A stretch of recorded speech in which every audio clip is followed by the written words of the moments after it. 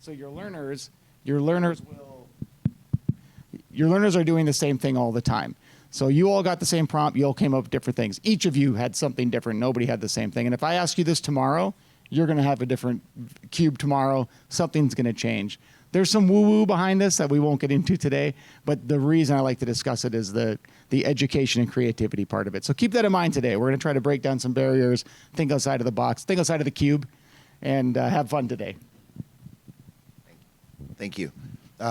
I'd like to introduce Perry. She's one of our medical students. She's studying for step 2. She's coming from VCU, and she's going to be rotating in EM very, very soon at East Carolina University and then Maryland.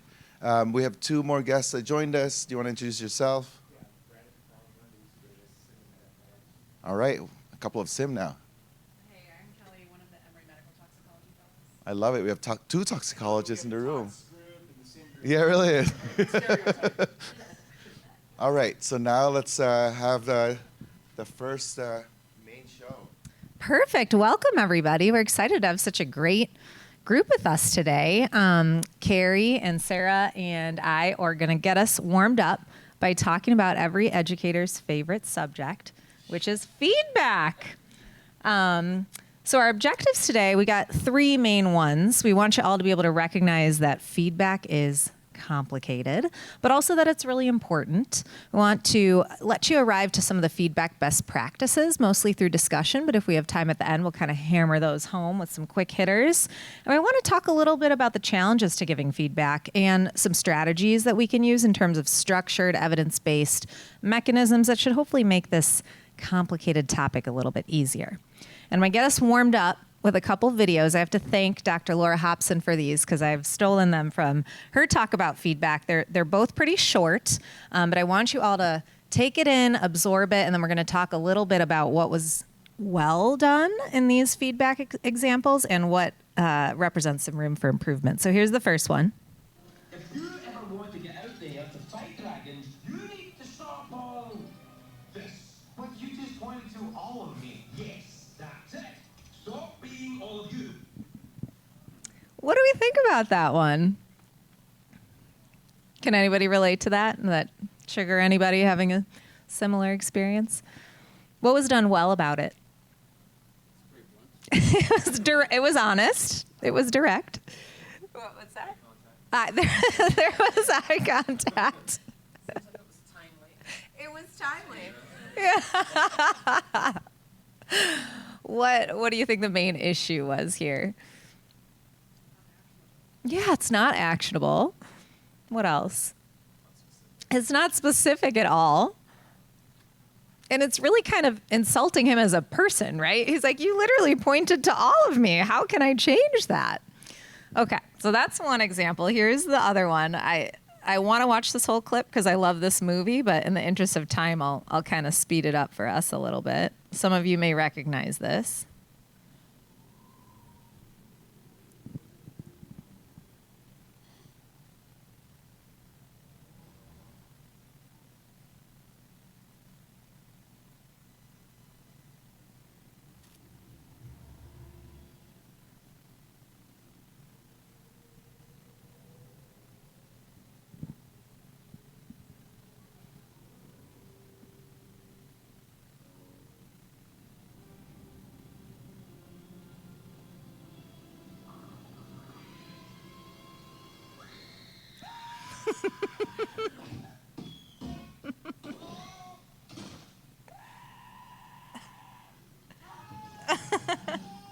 Gets me every time.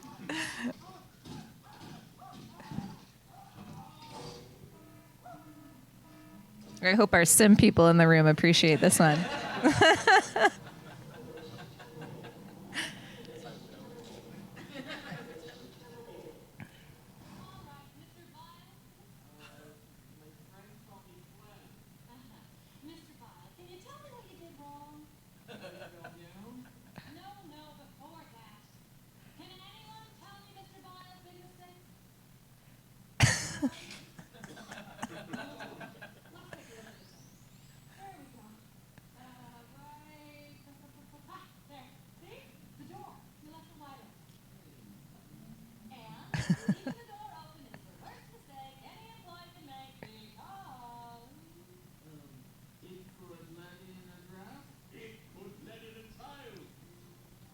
All right.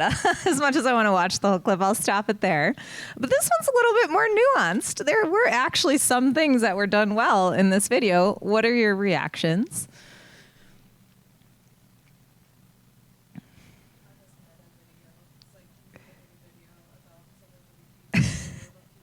Yes. It's so meta.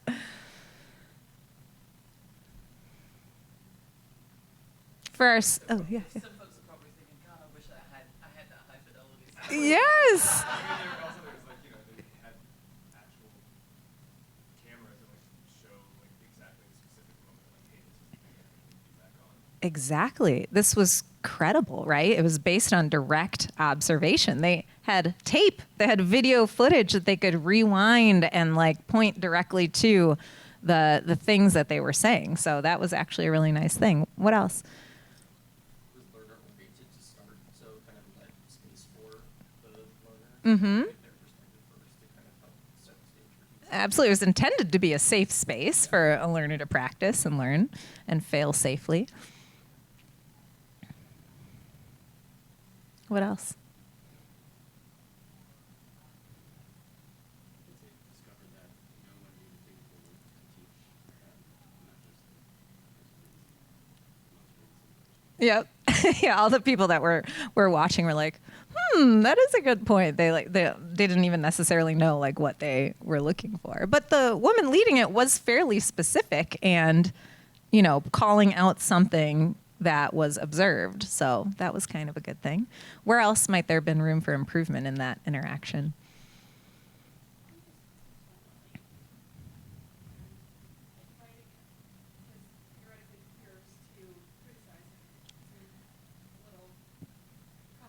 Right. The environment in some ways was optimal because it was a simulated safe space, but in other ways the environment was not optimal because it was kind of public. There were a lot of people watching.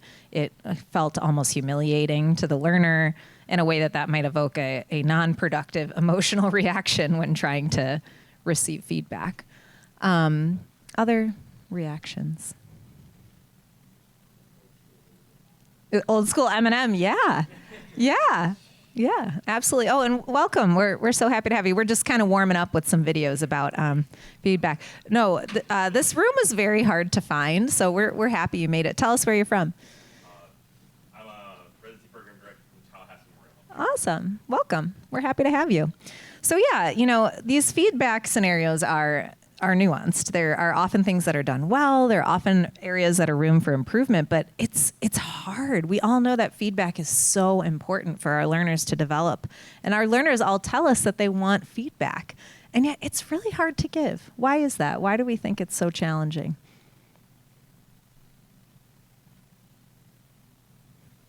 We don't want to harm the relationship.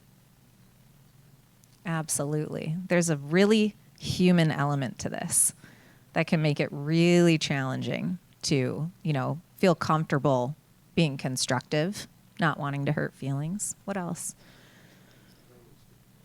The framing is difficult. Tell us more. What have you found about that?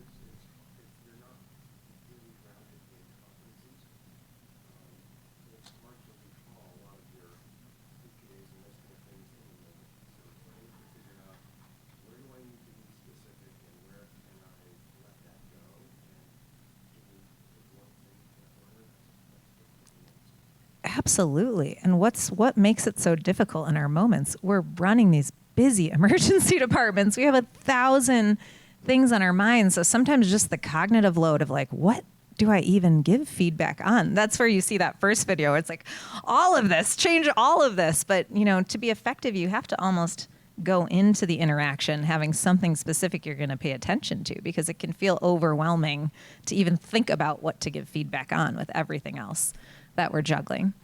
What else makes it hard?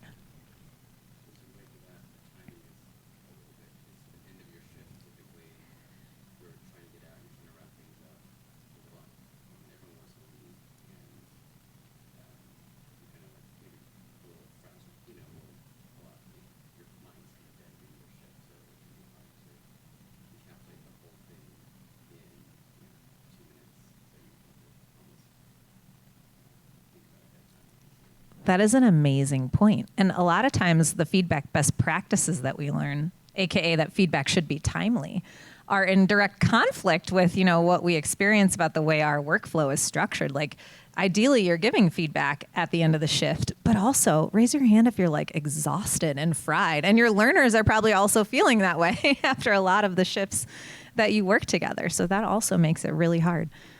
I'm also learning that as farther away from residency I've been, I worry that I don't know all the information anymore, and that there's a ton more information that's coming up. That if I teach a resident, maybe they know more about this, and then they'll just call me out on that. So I think there's that mention as well. Oh, 100%. LA, thank you for bringing that up. There's that imposter syndrome, right? Where you kind of have to be really confident that you're right to be giving somebody constructive feedback. And not only our own, insecurities, imposter syndrome, which I totally feel, but also sometimes the relationship and the number of interactions you've had with somebody. We have a big program, so I may only work with the resident once every few months, maybe once a year.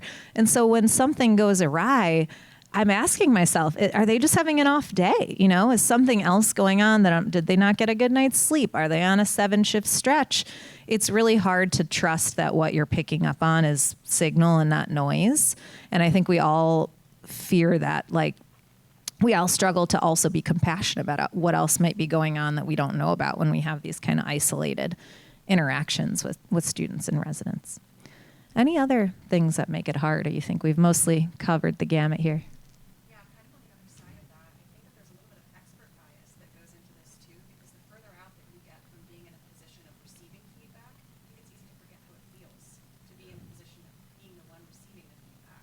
And then also there's a power balance that goes into that too. Those are wonderful, wonderful points. Oh, yeah. I was going to say, I find when I'm trying to get feedback, oftentimes I get analysis paralysis of I don't want to give the feedback until it's complete feedback. So it's instead of just saying, hey, you sucked at communication in that trauma, it's like, well, I guess you suck at communication all the time. And I guess I should say more than that. I guess I should say, hey, you're not loud enough, decisive enough. So it's like I kind of pause and don't give the feedback until I've analyzed fully what it is, and then it gets delayed, and then other trauma comes in, and I forget. Yeah. So just kind of analysis paralysis. Totally. Especially when it's constructive, you want to give it the right way, which puts all this pressure in finding the right environment and the right time and the right words and the right scale of which to call something out. 100%. Did somebody over here have a comment? Yeah, Carrie. I think for I believe a lot like a 30,000-foot view, giving feedback falls somewhere on our general goals of teaching people, which is personal development to assessment. And so it's the general goal of talking about this all just a free love, having it be better space, because at the same time there's a learner who's worried about getting evaluated, and there's a faculty member who's worried about the promotion and all those things. And so somewhere along the free love, make you better kind of thing, there's also I have to make sure you're safe and confident, and if your trajectory starts going the wrong way or something like that, we have to intervene, and everyone has that anxiety going into it in the back of their mind, and I think that has to be acknowledged as part of why this is so hard. Absolutely, Carrie. And there might be also those moments when you've had a tough encounter with the feedback recently, so you're worried you're going to have the same exact feeling, and so you're trying to be really nice. You know there's something, you have all the information, you have the specific, timely, actionable things, but you're worried maybe this is not going to be received. And for me, I recently got this, and I wish I got this sooner. I still think I'm the cool county guy that works with them, but now I have all these other titles, and so when I say something, it actually feels a lot more heavier than the cool county guy that oh, let's just do this. So for them, it's a lot more you're the director of well-being, and you're telling me no to a different situation, or yes, then you do this. So there's a lot more of that power balance I think that you mentioned. Yeah. More so in the worry that oh crap, I messed this up last week. I need to be better this time, so maybe I'm not going to give feedback. I noticed that when I was an assistant residency director, and I'm sure our PDs and recovering and addicted PDs in the room all maybe have had that experience of feeling when you say something, it gets taken differently, or people may be acting differently around you. There's one other point I want to call out before I hand it over to Sarah, and that's also fear of retaliation. Carrie made a great point of not only are we trying to make people better, not only are we trying to assess people, not only are we trying to keep patients safe, but we also are developing our own portfolio of evaluations, and it can really damage your promotion attempts if you have negative evaluations. And I've heard several stories, and maybe even some of you in this room, of attempting to give constructive feedback in a compassionate way and then having a retaliatory evaluation, or having it escalated that what you said was unfair. And that can be really damaging to a culture of feedback when faculty and assessors don't feel psychologically safe, to give feedback, because it really is a two-way relationship. I like to think of it as the educational alliance, the same way we think of a patient and a physician in a therapeutic alliance. And I think often that faculty side doesn't necessarily get, thought of because of the power dynamic, but that hurts both learners and faculty. And I think we're seeing people acknowledge that systems need to be in place for that. Yeah, I want to echo that comment. As a department chair, I meet with our residents on a pretty routine basis just to kind of check in. And one of our most recent check-ins, it's a group discussion, and a resident made a comment about a faculty member, like they were biased to them, how they did evaluations. And it was amazing how that one person made a comment, and not everybody, but many people in the room said that's true. And so I literally pulled every single evaluation that faculty member had written about trainees, and there was no backing that comment up. The one individual who had made the comment had an issue that needed to be addressed, and this faculty member addressed the issue. But it's amazing, how one person can say something and it kind of propagates. And so being a chair looking at faculty, I stood up and said, okay, I'm going to look into that, and this is how it is. But it's a big deal for faculty. They're worried about how they address situations, and I think sometimes that's why faculty don't give the feedback, because they're like, no, I'm going to let the program director do that, or Susan will take care of it. But that doesn't solve the problem, right? Because in the moment is the best, or close to near time, right? So you have a good situation to describe it, but it's real. Yes, and I remember being an APD, one of my biggest pet peeves would be somebody would come up to me, or they'd take my sign out and they'd be like, oh, by the way, one of your advisees, I had this interaction and I need you to give them feedback about it. And that was always the most difficult thing, because I'd look at them and I'd be like, well, did you talk to them about it? And they're like, no, I thought you would be, I'm going to leave this one to you. And then you're in the position of trying to give secondhand feedback. You lose some of that credibility because you didn't directly observe it. You weren't there to have the discussion with the learner about their perspective. And so it's a real problem. Add on to that, I think, especially in emergency medicine, you pointed out this earlier, but I think it's worth underscoring that we may not work with them again. So it's a very interesting field where we work with them closely for 8 hours or 12 hours, and you think you know them, and then at the same time for them, for us, we give them feedback, and Sarah's going to go over this, I believe, formative, but for them, they think that they're just giving us a summary of that one short interaction, but they're putting that in a whole year-long evaluation, which is also anonymous. So I think it's just very hard. It's not the same way as we would give them feedback. For them, it's really more has a higher stakes. Yeah, 100%. Well, this was a wonderful discussion. I think primed us nicely to switch over to what's in our toolbox in terms of how can we find approaches that work. And with that, I'm going to hand it over to Dr. Williams. Hi, can you hear me okay? So do we have a clicker, or are we just standing here doing the thing? Okay. So I just want to thank everybody for really having a very frank conversation just now, right? Because we're told and we know that we're supposed to be doing feedback more, and yet it's not happening. And now we kind of have at least an inkling of why that's the case, right? So what we're hoping that you get a little bit out of this session this morning are some actionable ways of starting to improve this kind of situation. And I want you to each think about the sphere of influence that you have in your programs to not only influence the way that you personally give feedback as an individual, but on the climate of feedback that surrounds the program, surrounds your faculty, and what the expectation management can be around what these feedback conversations can be like, and what kind of training you may need to do for your faculty and for your trainees in improving the climate around feedback. Okay, does that sound good? All right, and I do a 4-hour workshop around feedback, so this could be like its own thing, but we're gonna kind of do tip of the iceberg here. So, yeah, so this part of the title was we're gonna get beyond this, right? Taking a bite out of the feedback sandwich. Let's just not. Okay, all right. Let's just not. So I would invite you to grab these QR codes because what they're going to do is they're going to take you to these MedEd portal sites and the websites where these faculty and trainee development modules live, because you can download them and just start operationalizing them in your own space right away. You don't have to reinvent the wheel. The first one that we're going to cover is the R2C2 model. How many of you have heard about R2C2? We have okay, excellent. So we have somebody in the room who's heard of this before. R2C2 stands for rapport building or relationship. So the first R is relationship. The second R is reaction.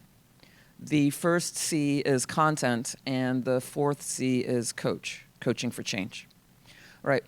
When we're in an excited space where we are giving feedback and we feel able to give feedback, we have a learner who's asking for it, we have just the right thing to say, we can get really super focused in, and we just go straight to the center part. We start doing the coaching thing. But the rest of the time, what's necessary is we need to do some work around the edges to get to that space where we can actually have that conversation. And I think that's one of the reasons why this all breaks down. And we heard kind of elements of it along the way that relate to each one of these. Now, this is on MedEd portal. There's a huge module. There's slides. There's all kinds of stuff. But I'm just going to try to kind of drill down to the basics here. This is mainly to enhance your ability to have to sense make. When the trainee's drinking from a fire hose of content, like when they get their CCC evaluations. You guys are you on the CCC? Any of you on a clinical competency committee? Some of you are. Some of you are in situations where you're sitting with a med student who just got a whole bunch of rotation feedback, and they're trying to figure out what they're supposed to do with that. Sometimes you're dealing with a colleague that just got a bunch of trainee evaluations, and they're trying to figure out what to do about all that. So you're not necessarily on the giving end of the feedback. You're helping them. You're partnering with them to try to kind of figure out what they're going to do with the feedback. So I want you to kind of get yourself into that headspace when we're talking about this. But there are elements of this that fold over and roll over into the other contexts that we give feedback as well. So that's why I'm kind of doing this first. The first outside part is around establishing relationship or rapport, right? So I want you to think about a time in your life where you got feedback that you did not like at all, okay? How many of you have had that happen to you? More kind of within the last 5 years? Within the last 3 months? Okay, yeah. So it happens all the time. So the other person on the receiving end of the feedback is anticipating that it's going to be like that for them when you're giving them feedback. So just remember that. So a lot of the rapport building is around kind of basically reassuring them that you've got their best intention in your sights, and that's your main prerogative, right? So there are things that you can say that will help you establish that quickly, and we're going to show you a couple of those. The next thing, and this is something we don't do very much, is allow them to have a reaction to your feedback. That feels a little bit tenuous. That feels a little scary, right? Because what we're doing in this kind of a model is we're encouraging them to voice their context and to voice their reaction to the feedback that they just got.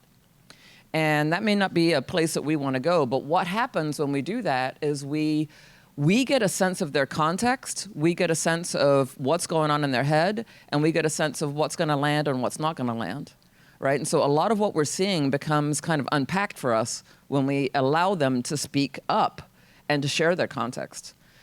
when I was a resident and I was getting negative feedback, I was having a negative feedback conversation with my PD or APD. I clammed up when that feedback came my way. Why did I do that? Why did I not say anything? Safety, right? What else? I was trying to process it. I was hearing a ringing in my ears. I was only hearing part of it. I was trying to figure out what I was going to do with this. You know, what did this mean for me, for my next steps, right? So you get fully in your own head when you're hearing something negative. And so the likelihood that you're going to say something in that moment is low. A lot of our trainees are on plans because of professionalism issues. Or they're now worried that if they say something, now they're going to have an extra ding, and they're going to be called unprofessional or resistant or defensive, or some other thing is going to jump on them from having this feedback conversation, and so they clam up. So you never get to access their context and their perspective in this feedback, which is a really great space to operate. The content is then kind of talking through it and figuring out which of all of this content resonates with you first, what are we going to cover first, and then you start coaching around that. You don't choose for them where they start. So this basically shows kind of that this was validated across different countries, throughout different residency programs, that it helped the faculty give better feedback, that the residents sought out feedback more, it enhanced the feedback cultures. So this has worked. The other framework that we're going to cover is the ADAPT framework. So how many of you have worked with ADAPT? Okay, all right. So ADAPT now is, and this is a QR code for that. This will take you to the University of Washington website. And ADAPT, or it's actually called Prepare to Adapt, is to help you have more effective, more frequent feedback conversations in real-time clinical scenarios, when you were the source of the feedback, when you're trying to give them real-time feedback and on shift. And the Prepare to piece is almost more important than the ADAPT piece in this scenario, because what's happening is that you are setting the expectation that a feedback conversation is going to happen sometime during that shift. And I'll tell you how I operationalize this. This changed my life. I do this all the time now, and I'm having feedback conversations all the time in real time. And the trainees, the medical students, the residents know it's coming, and they're prepared for it, and it happens. So what am I doing? And I'll tell you, this is just one example, and you guys can like the cube exercise, think about how it's going to work for you. At the beginning of the shift, at some point, either before sign out, if things aren't already crazy, or right after sign out, I'll say something like this to each learner. I want to make sure that I give you feedback on something that is useful to you. So I want to watch you do something today that we can have a conversation about. And I want you to let me know what that might be. And don't worry, I'm not going to be in the room forever. I'm not going to be hovering. I'm just going to come in and watch for a little while, and then I'm going to split, and then we're going to debrief afterwards.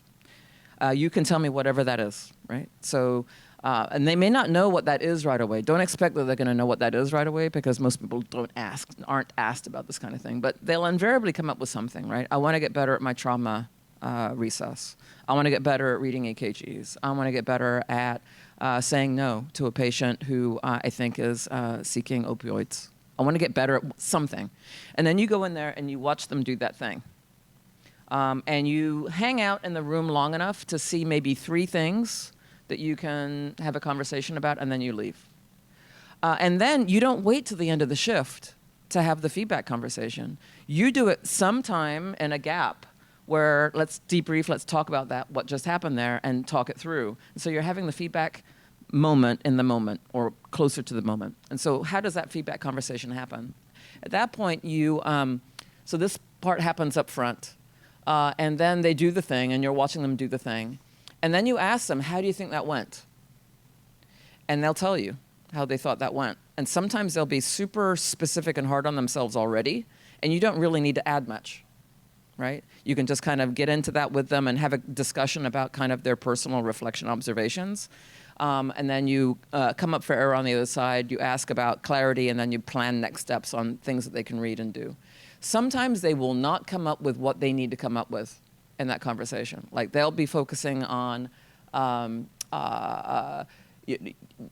the latter end of that simulation scenario we saw in the Monsters Inc. clip, but not on the fact that he left the door open, right? They'll miss the kind of the biggest issue in all of that.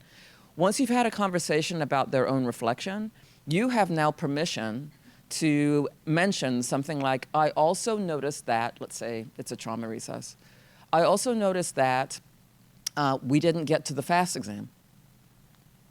I'm curious about what you were thinking, what your thought process was there, right? So you're now not saying, why the hell didn't we do a FAST on this patient? That's not what you're saying. What you're saying is, I'm curious about your thought process as to why that didn't happen. And they'll tell you what their thought process was.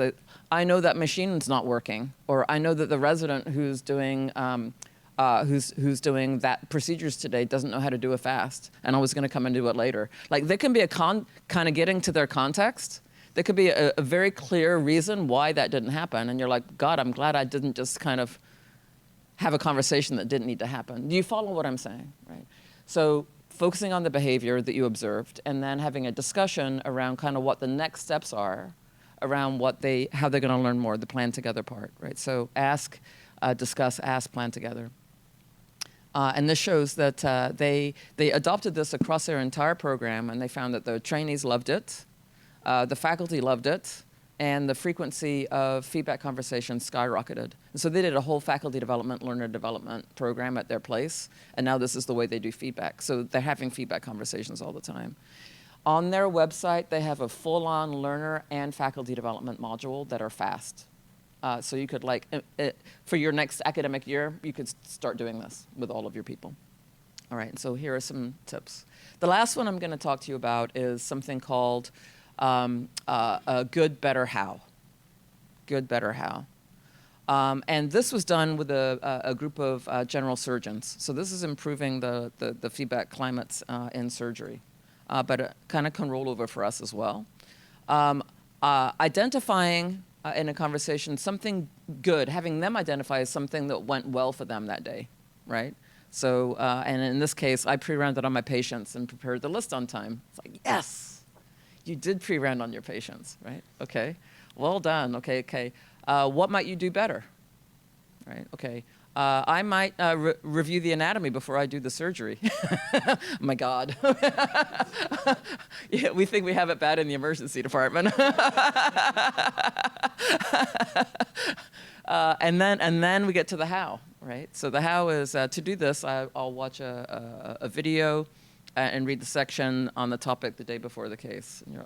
So you can operationalize this in the emergency department as well. This gets you through the awkwardness of how you're going to actually implement the next steps plan, right? So this is, it was a positive paradigm shift. There was a positive culture around feedback in the surgery program, and this has been repeated and scaled up.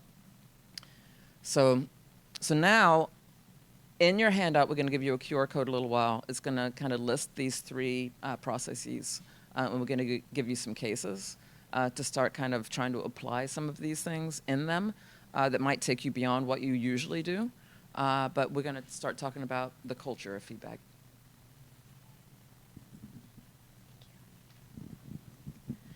Yeah, I'm so glad that we have a room full of varying levels of experience, so we can share everyone's perspective on this, because people are closer to learner level. People have been doing this for over a decade. And so I think we've all experienced different cultures, different programs, different kinds of feedback. And you all are very motivated. You can take back this information to your institution. It's something you think about a lot, but it's hard to be an island, right? You don't want to be the only person who's trying to give robust feedback. You don't want to be the only person who's educated about feedback, because you can't do it all yourself. And it also will make you seem like a weirdo. I'm especially motivated about feedback, and sometimes I don't give people a heads up about this, and so I'll work with the resident and I want to give them summative feedback, which means, to summarize from this, that we take all of the experience from a shift or the end of something and then give it at the end. And so I'll take a resident to the back hallway and say, let's go walk back there. And I've had people be like, am I in trouble? What's happening? Or what are you going to do to me back here? So I think it's it would be good to kind of crowdsource amongst ourselves. Like, it doesn't have to be specific to the institution you're in right now, but where have you been that had a good culture of feedback, and was that implemented? And have you been anywhere or experienced anything that had a culture of feedback that was a little tough and needed some improvement? Does anyone have any experience they want to share about that?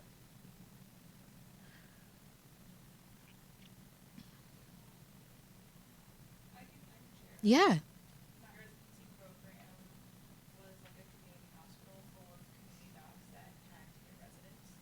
And when I started, it was like 5 years in, so a lot of people had adapted. People who were more educationally minded did have a good culture feedback. There was the lilac room. If you take someone The lilac room. like, come around the hallway, it's the same thing. But you would sit and give great feedback, and then there would be other attendings who would be like, keep reading. So it was a very stark difference between people who were educators and wanted to grow in that, and people who wanted to continue to work in the community. And there was things to learn from both of those styles, because as just you're not good at giving feedback, you were much better actually at the community side of medicine, because that's what you wanted to do. But so it was like that push and pull challenge, and the program could get people who are not as inclined to give feedback, even to do something very simple like adapt, where you can give it very quickly and very easily, and not literally write. Yeah. Yeah. Do you know what the program did or to help coach people with that? So they did a couple of sessions on the faculty retreat. Yeah. And I was one of the on sessions, but I believe there was actually not punitive action, but there was, you would like to continue to be faculty, like this is a part of being faculty. Yeah. is Responsibility. Yeah. Ownership. Yeah. Would anyone else like to share? Where I was a resident, there were a couple that there were many different training sites, and one of them was the hospital. We would look on fixing this people with small parts and everything, and a very specific goal. And they worked like 2 shifts, like 20 years, and like an evening. Yeah. And feedback actually, and we did it with like a written feedback because they. Yeah. So I think it just works better. Unless you have a problem and things like that. That's so sad, right? Yeah. Yeah. To review a couple things we've talked about and make it explicit. So, one of the benefits of the models that we want you to play with and try to use is that they create psychological safety, right? So, like the R2C2, the ADAPT model, it creates a space where you're trying to understand the learner as a person and give them space to react. I think being on CCC and hearing sometimes we'll often get the feedback that the learner reacts poorly to feedback. And we can think, what does that mean? Because you're judging how they respond in the first 30 seconds of telling them something that's really hard to hear. I would honestly rather have someone that engages with me and kind of pushes back or asks questions than just kind of smiles blandly and says, thank you so much for giving me this feedback, Adapt is great because it really makes things actionable. It makes two people feel more like equals. It's true coaching, right? And the good, better, how is it's like a gateway drug to these feedback models. It's like very easy, very approachable. And so what we're gonna have you do, I think, is we have 3 cases where our groups are a little unevenly sized. So if we could have some of you do some fission and separate and come up and make a third group, we'll go through. If I may, go just kind of share with everyone what the cases are, and every group can pick a case that they want to discuss and then pick a model with how to approach it. The cases will appear a little bit different. One of them, the first one gives some dialogue, the second one is a brief description, and the third one is kind of a mix of that. And so I'll just orient you to those cases. You can pick one as a group that speaks to you. You can choose to kind of role play through it if you're feeling adventurous, or you can talk about just kind of as a group, like what would I do as the educator in this group, etc. How many groups do you need? 3. So I get like maybe one group here, another group there, and then another group that way, so that when you talk, it doesn't get to. So I need like volunteers for this this group right here. You guys are brave. Look. And then the other group will be further in that side. Good. And then the other group will just stay there. Yes.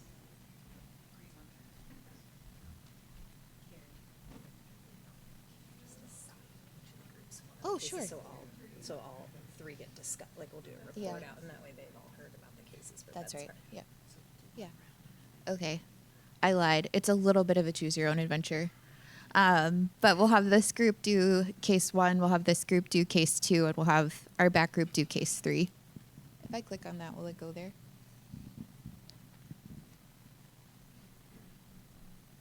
I don't know if it'll, you might have to read it. Sure, it's a QR code working for you guys, taking you to the document. The top of the document is a review of what we just covered, and then if you scroll down to page 4, it's the cases. And each case is highlighted yellow, so you can find it attached.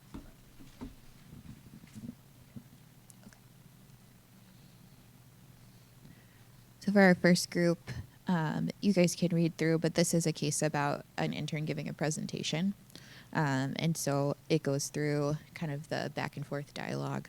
And so you can talk about kind of how you would respond to that, how you might give feedback.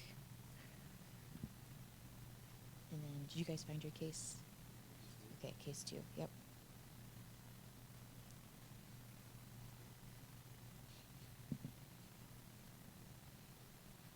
And then can you guys all see case 3?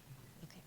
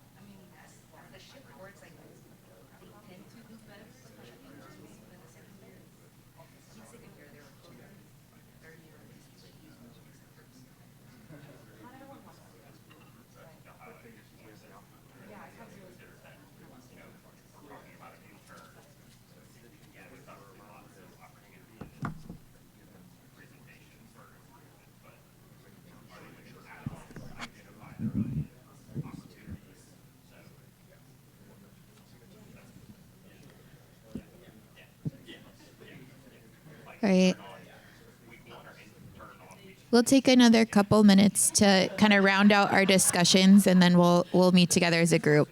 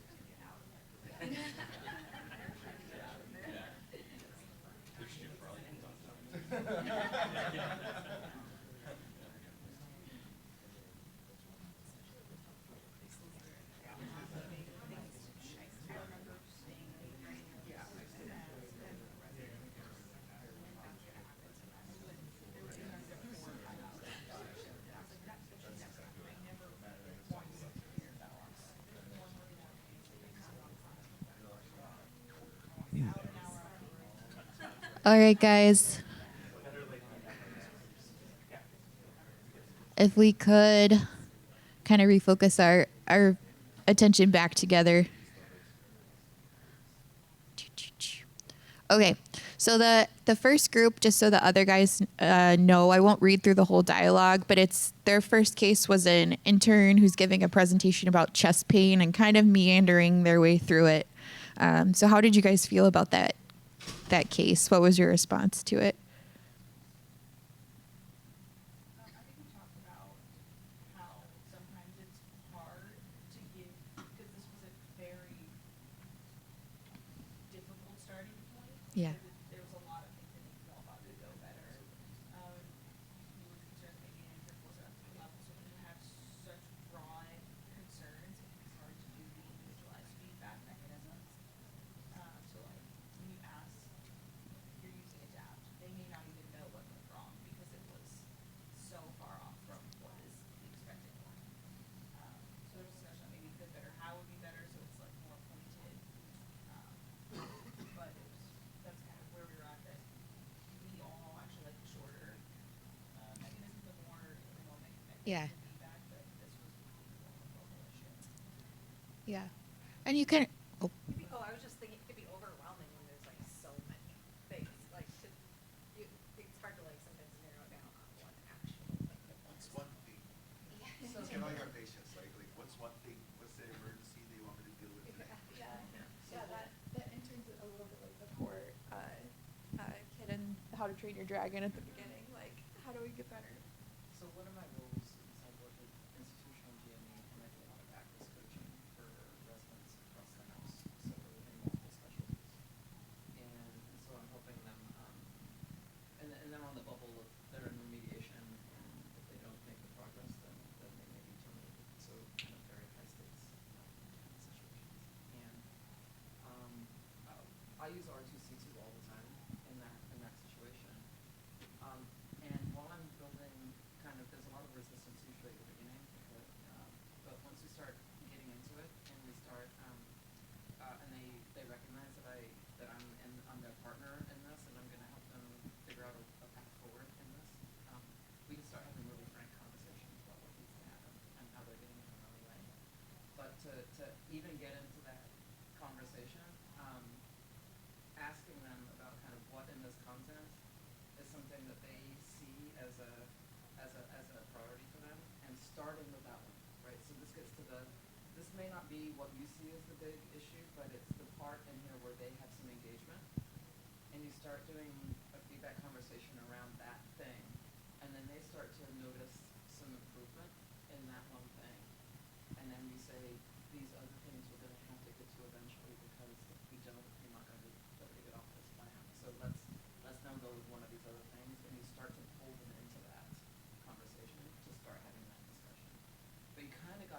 to show proof of concept and to show that they actually do have some agency in this, you let them kind of choose the first thing first, and you deconstruct that, and then you rinse and repeat, right? And it can happen pretty quickly, but you proceduralize it. Yeah. Could you guys feel yourselves projecting anything onto this intern? So that's one of the things we've been talking about a little bit is like we don't want to make feedback personal and don't want to make it holistic to the person. You want to make it actionable and you want to make it observationally oriented and like solution focused. And so could you feel the urge to say like, ugh, like what is this intern, where do they come from? Like, why don't they know anything? Like it's there, and you could even start projecting worse things like, are they lazy? Are they unmotivated? And so you don't know anything that they're bringing to the table. And maybe if you're working with them once, you don't want to hit them with 10 points. You don't want to make a global assessment of you seem like below your level of training, even though you might be thinking that as you're working with them the first time, picking like one thing to focus on. So how do you guys think you would frame that to them if they were open and asked like, okay, so how do I make my presentation better? How would you engage them? I was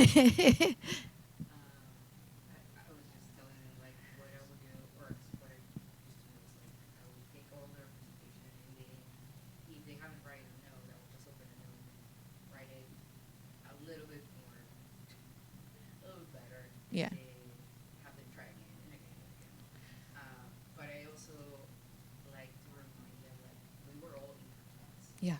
So yeah, I can get frustrated, but then it has to be controlled. I actually think worse in university. Yeah. Yeah, I've read through that case a lot of times now, and what I've noticed is like they do some things well in that they have hit a lot of points. So they did some, they did history, they did a physical exam, they looked at the EKG, they have a sense that they need something else. And so it may be just a polishing and presentation problem, or it could be a knowledge problem. They just haven't given you enough to know that, but there's something to work with. But yeah. They're just meandering all over the place. Cool. Do you guys have any final thoughts before we move on to group 2?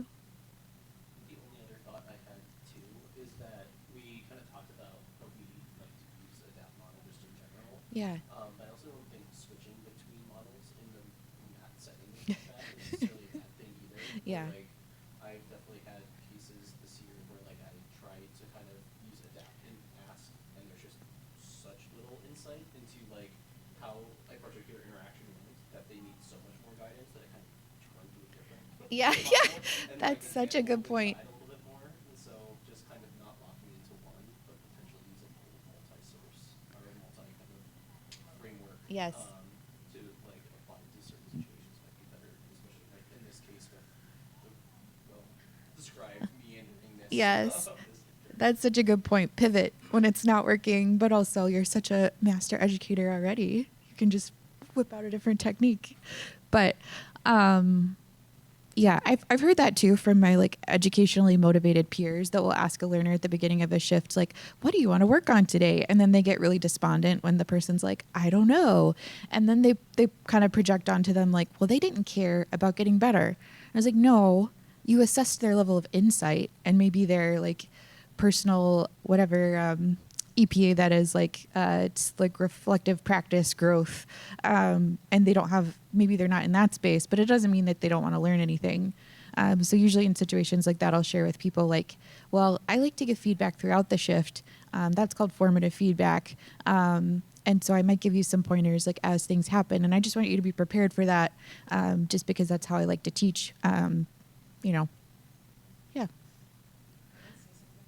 So this gets to the point of the culture around feedback, right? So if you're the only one if you're like trying to reinvent the wheel on every shift with every group of learners and off-service residents, and like this is the way that I do feedback, right? This is my expectation.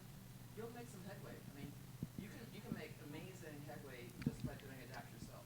But if you can get like the department to lean into like this is how we're gonna try to do things, and it's gonna take us a few years to get to that point.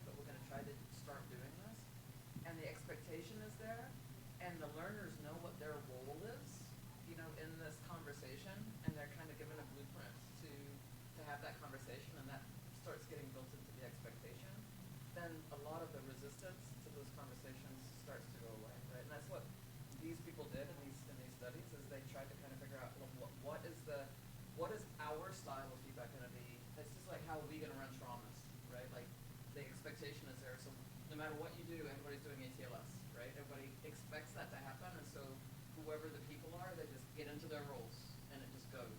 Now, sometimes it goes better than others, but they get into those roles because they know what they're supposed to do. If people don't know what they're supposed to do, then they take all their baggage from wherever they were before they came to your program, and they assume it's going to be like that, right? So the reset, like when they start the new program, is really important. I also like that it's like per shift.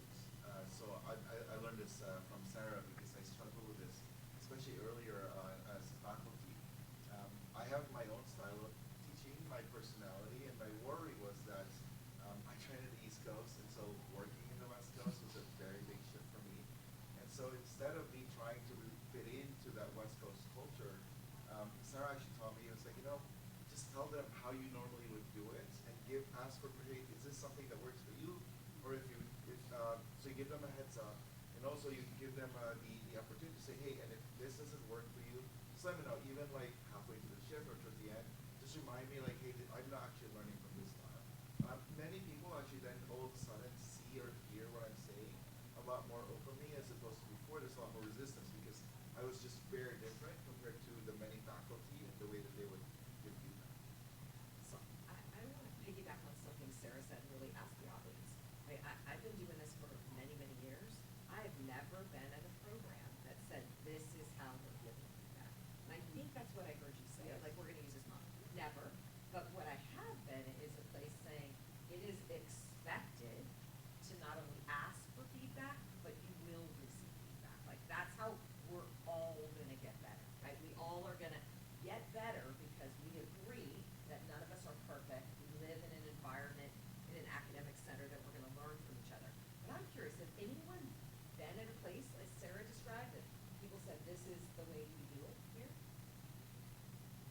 We do a simple thing, which is the expectation is that for sign on in every shift, the attending will discuss with the resident or the student what is the thing you want to work on and focus on today that you want me to pay attention to. So that's a script that we created for every shift. So not quite the same, but that's a little easy thing for everyone to do. Yeah. And then everyone knows everything that, and I'll just say, what I like to also do is I like to ask the person I'm giving feedback to, I'm still learning and growing as a teacher, so let me know what I can do to be a better educator, and that takes those barriers down a little bit between the two. You're teaching me and I'm teaching you. And when they give you feedback that's hard to hear, you just gotta suck it up and say thank you. Right? Like, so that's the thing, is like, I think that's the reason why people get a little bit scared to do this, is because they realize it's bi-directional, and then Rats. because you will level up from that feedback. Great. Okay. Well, we'll turn our attention to group 2, who had a case of a resident who's generally competent, but kind of all over the place in the resuscitation bay, and their communication style leaves something to be desired, it seems. So what did you guys think about that? So as I've been volunteering. So we talked about a lot of hypothetical approaches to this. We didn't necessarily follow one specific model or Sure. try the in-depth model. We just kind of talked about our individual approaches to, our thoughts about this case and maybe how to get the resident in a position where they're going to be the most receptive to reflection. Yeah. And I think something that would be important to highlight in this case is, especially for a resident who maybe doesn't realize that they missed the communicative aspect of what was going on, is emphasize that the medical care was appropriate, but that a trauma resuscitation is more than medical care, and part of your ABCDE evaluation is assigning roles, is communication, and sort of push a learner that thinks that they're doing the medically appropriate thing to continue to improve by incorporating additional things that you would consider to be part of a primary survey that maybe they didn't realize was a part of the primary survey, and sort of take a incremental approach to improvement. Yeah, that's awesome. It's really hard to talk to people about their communication, right? Because we're trying not to be personal, but that feels very personal. And sometimes it can blur the line of like, you're too quiet. And it's like, is that a volume problem or like a spiritual problem, you know? Uh, it's like the case kind of was alluding to, and we'll expound on it later. Like maybe there's a little bit of brusqueness, or like they're not communicating things to the nurses how it needs to be, and that is hard to give feedback on. But I think it does well in that situation to like assume good intent and assume benevolence of like, hey, so and so, I know that you want to have a good relationship with the nurses, and I know that your intention is to do the best thing for the patient, but how you said this sentence came across as a little dismissive, and be like as specific as possible. Any other thoughts? I noticed Margaret tended tone towards the ask start up front. Yeah. The person could give us a little more information about what they're talking about. We knew that there were some communication issues, and so the setup became really important for us. It felt like. So we kind of focused on where would that be, how would that go down, even if necessary, getting corroboration on what the team felt before going into that discussion if we have time. Yeah. To try and get a little bit more rounded feedback after we've asked them a little bit more self-assessment. Yeah. I think that way to allow them to kind of screen the things that might allow us to get to easier, or can we pivot quick, once we realize it's going in the wrong direction. But I did like the idea of potentially, we knew that this was going to be a communication issue that we were going to get into an argument with, then having collaboration with the Yeah. potentially Yeah. Good but tricky, because you don't want them to feel ganged up on, right? And if you're going to engage nursing, you have to kind of know which nurses you're working with and what's going to come out. Any thoughts from the peanut gallery? No. One thing you mentioned, this was kind of a case where sudden feedback was needed. Yeah. Correct, something was kind of important. Yeah. To engage the learner, the situation. We need to talk about this. Do you want to do it now? Yeah. Find a time later after you've put some time to think about it. Yeah. Make them come to you. Yeah. In other words, like, They don't really come back to you. yeah. Like, oh yeah, that's a good point, and then they just Well, it's on you to make sure that. Yeah. interpretation, or they just don't want to talk about it. It's actually, I don't want to talk about the conversation. How do you do that? I think that's actually, I'm sorry to No, jump no. in, but I think that's actually very telling. So if you approach a learner, at least in my very minimal, comparatively clinical experience, if you approach a learner and you say, I want to engage in this reflective process and I want to engage in feedback, and they disappear, I think that tells me they're not ready for that feedback. They're not ready for that discussion, because I think I mean, again, being very close to this experience Yeah. myself, I think that comes from a place of fear and anxiety. Yeah. And so then I think that it levels the playing field a little bit to recognize that, allow it to happen, provide them space. And as long as it's important and meaningful feedback, totally reasonable to circle around to them later on a more neutral playing field. Well, what would that look like for you? Because I think this happens a lot. Like we're working 8-hour shifts, and then you come up to them, and maybe really they're like, I'm all down. It's like I do not have the emotional capacity to do this. How do you actually put that in place so that you still have, or you really want to give them this feedback, but they just didn't circle back that day?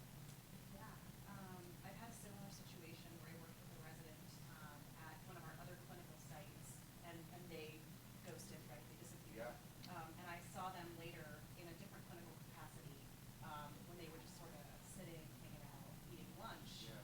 And we were kind of going back and forth chatting, and because we had both time and space, took that opportunity to sit down and talk about things, it actually went quite well. You built rapport. Yeah. That's Yeah. important. Yeah.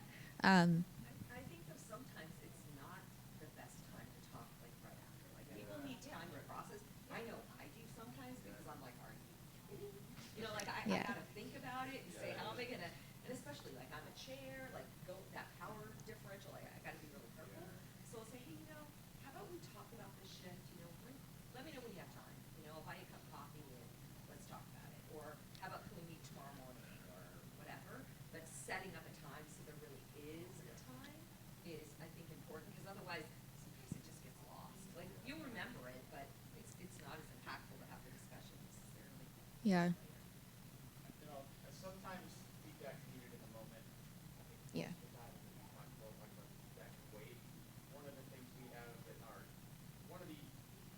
behaviors I tried to instill as a program work with our faculty was you never write feedback, you have to share it with the residents organically first, so that you have a dialogue. And that runs into on weekends, we work 8s and the residents work 12. And so if I end a shift at 3, the residents got 4 more hours, and I'm like, I've got feedback I need to give you before I go home. What I'm about to say is going to derail the last 4 hours. Yeah. Like that's the time to like put that feedback in a box, and I like to send emails, so Yeah. I'll send an email and say, hey, I'd like to set up time, and then I put them all in there for it, give them time to respond. If they don't respond, I'll reach back out again. But I'm a little concerned with the hey, I've got I'd like to talk about this now or later, and later becomes like, oh God, I don't want later to come because I know something bad's at the end of later, so I like to make later happen after the shift's over. Something that's changed my life is this thing called Calendly. It's a scheduling software. I do all my like if you like what you're hearing here, coaching, like learning how to coach is probably your next step. So I do all my coaching on Zoom, almost all my coaching on Zoom. And so I have different length appointments available. So I have 15 as short as 15 minutes as a thing. So I can just say, I want to make sure that we talk. I like doing it on Zoom so I can see their face. And say, and 15 minutes, anybody can do 15 minutes. Like, and I've got my schedule there, and they can just choose a 15-minute slot that works for them, and it just automates it, and it happens. And so it doesn't have to be like you don't have to commit like an afternoon or be like have a whole lunch meeting like and that's the topic. Yeah. It feels really heavy. It can be like Yeah. Yeah. But to summarize from some really good points y'all made, it's respectful to ask someone, are you ready to receive information that may be difficult? Are you in a good place to receive this? Would you like to receive it now? Would you like to receive it later? And then there's strategies for the later. I love the idea of having a dialogue later. I think that is the most organic way to do it. But I often send emails, and I will just preface it with people who say, like, it sounds like you're not in a good place to talk about this right now. Totally understand. I'm going to send you some thoughts in an email with the caveat that like a lot of dialogue and tone is lost in an email. And so please feel free to like reach it back out to me with questions about it. I want to keep talking about it with you. But in the interest of time, we'll move on to group 3. And group 3, oh my goodness, your case was, yes, just like high energy, delightful senior resident who just can't help themselves and keeps kind of stepping in and doing all the things for the helicopter resident. Yeah. So our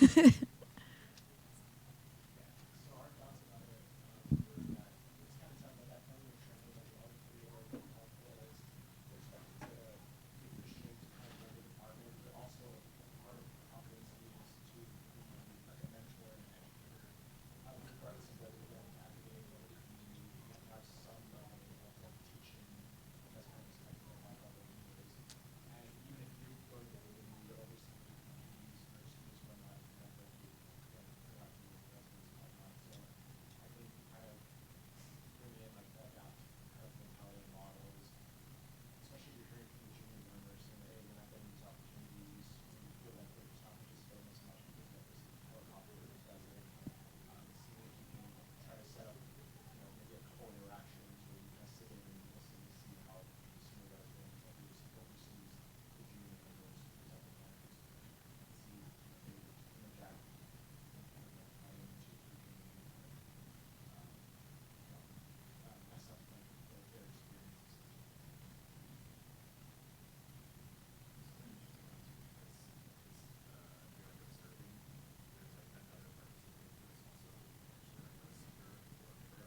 Yeah.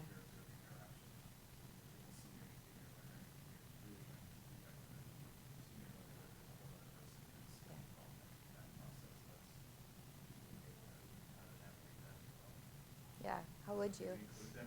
Yeah. Do you? Yeah. It depends. Yeah. One mistake that I made is that I assumed that it was antagonistic, but I learned later on they're actually best friends, and then they're just like very tough on each other, and it really looked like they were bickering. So then they came on to like try to like fix something, when in fact later, like really I was watching this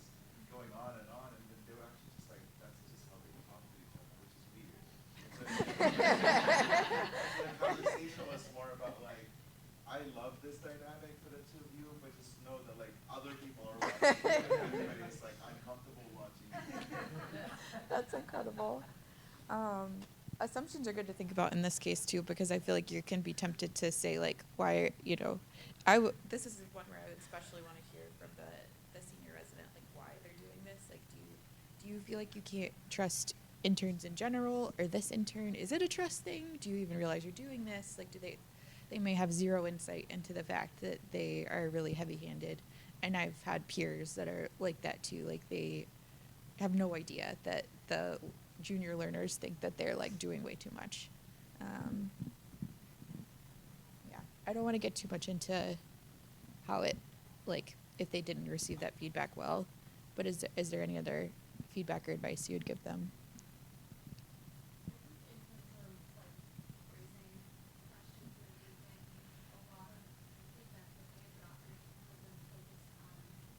Yeah.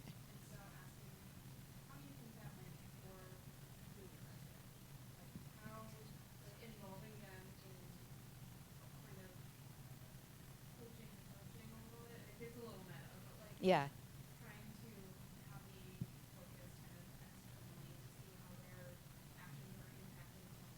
Yeah.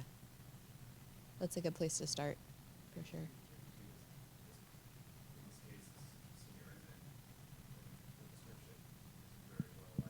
Yeah.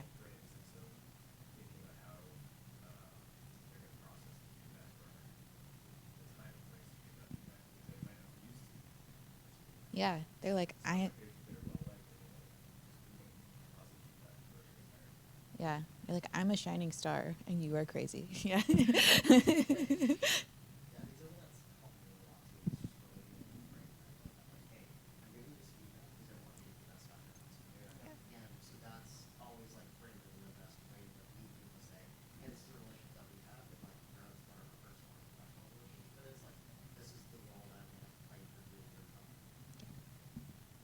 That coaching thing as well. That's like, hey, you're doing really well here. If you want, like, I can give you another tip. Like, here's another thing that you will make it better. And usually they're very much more willing to hear it that way than if I just go directly with like, dude, that thing not working, which is how I learned it from. Well, thank you guys for sharing. I love hearing everyone's approaches and strategies to use. I feel like I learn something from people every time I talk about this, because everyone's going to have even though we use these models, everyone's going to have a slightly different style and they bring experience. And so I really appreciate you all sharing. These are models that are adaptable, and you can take into a lot of different scenarios. And so I think we're going to switch gears a little bit and talk about procedures. But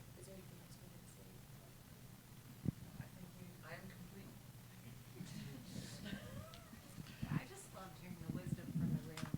It's great when you can have these, all meetings and share your expertise. Yeah, so we are going to pivot to a different type of feedback. This is going to be procedural, but in the meantime, as we're setting up, raise your hands if you have given this feedback and you were like so excited to give it, and then as soon as you said it, it's like, oh crap, I shouldn't have said that. Name one word that you can think of as to like, why did you feel that way? You're disappointed about what you said, or? Yeah. Somebody here? The wrong timing, yeah. You felt guilty as soon as you said it. Was it because of their facial reaction? Yeah. I mean, but these are things that like you think you got it, like you just heard it adapt, you're trying to implement it, and then you're like, oh crap, that didn't land well. How do you then? It's like context. Yeah, the context. Sometimes I realize I'm scratching the surface of something that goes way, way deeper. Yeah. I was like, oh, this is a lot. I actually don't have time to do this. Like, now we gotta sit down. Yeah. Rambling, sometimes like the word vomit like comes out. Yeah, because you're nervous maybe. Yeah. This is random, but I feel like a lot of people in the room are hesitant to give like important feedback because of how it's going to make people feel. Yeah. I have a very expressive face, and Uh-huh. I am sure that I have looked on the edge of tears when getting feedback. Yeah. And that's okay.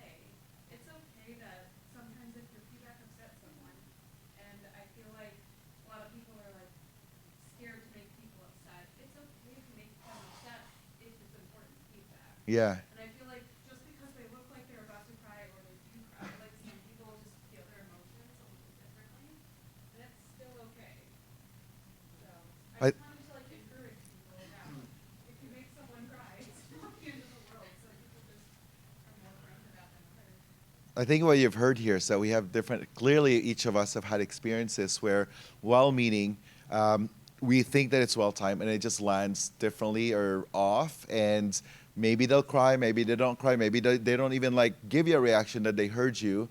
And I think we have to just take that as well as feedback for ourselves. It's like, you know what, we have to be kind because we're also learning, as Jason was saying. And also sometimes, like when you really want to give that feedback, maybe just ask yourself, like, in 5 years, will this still matter for that resident or for me? Because maybe in the moment you really care so much, but just the compassion point may be that like they're overwhelmed right now, and maybe this is one of those things that is a one-off. And then just check in with yourself. And you still really, really want to say it, then find a way. So, if this is going to be a delta for you, this is going to, if you're going to try to walk away from this workshop and try to do things a little bit differently, because you feel empowered, signposting that you're going to do things a little bit differently. Oh, yeah. For learners is really important. So you can signpost and say something like, if you put on your growth mindset, I just went to this workshop at SAEM, and I want to try to start having more feedback conversations. And some of them are going to land well, and some of them aren't. I apologize in advance if this goes sideways. I want you to tell me, but I want you to understand the context of where this is coming from, right? And so all of a sudden, they've been invited as a partner, and they will give you more grace than you will give yourself, right? But that 10 seconds right there makes a huge difference. Yeah, a lot of those early 10 seconds one that I learned from Sarah, super helpful because I'm like, I'm learning, and I'm going to try. And they're like, dude, I just finally figured out how to talk to you, and then now you're talking to me a different way. And so, like, let them know that. So, like, I am learning. I have a coach. I'm trying to do better. And so now let's apply this in, like, a lot more high-stress environments.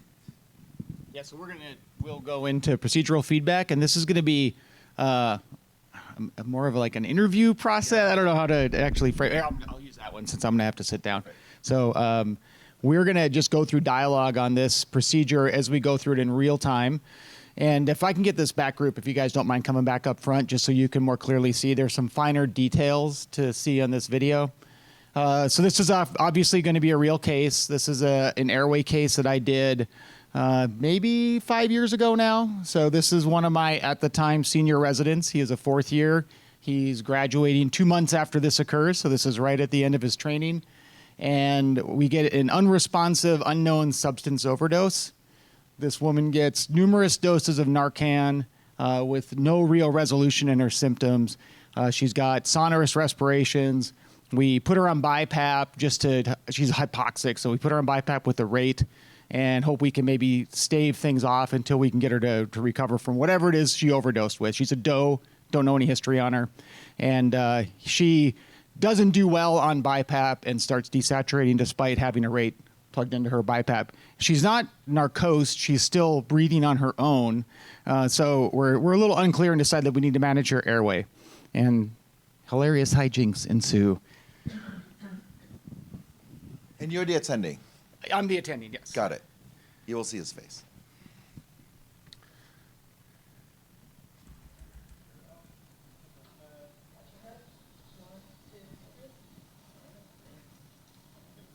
And was there pre-brief for this?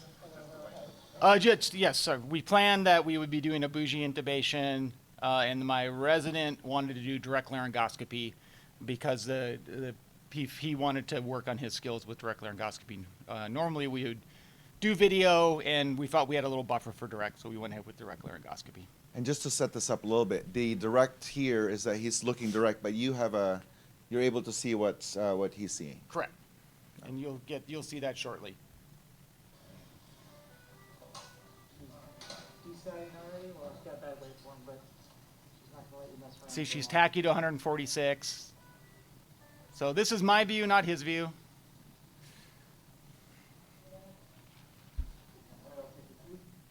All right.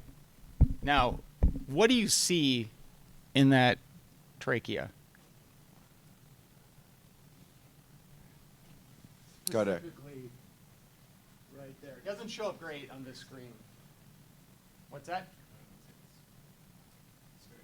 Yeah, so she has tracheal stenosis, and she basically has like the tip of a pencil to breathe through. We don't see this in real time when we're intubating the patient. So we don't know that this is a problem. So you did not see this also, because you're the attending staring at the screen right now. Right. Even though it was there, you just didn't know yet. Yeah, and so we'll rewind a little bit just so you kind of see how fast this goes by.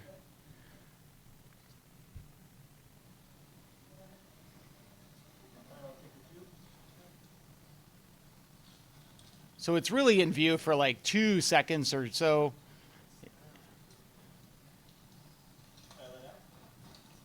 All right, so he's through the trachea, but can't advance it. So as the supervisor, the educator in this procedure, what are you thinking right now, and how are you thinking about instructing this procedure? How are you going to adapt? 100%. Yeah.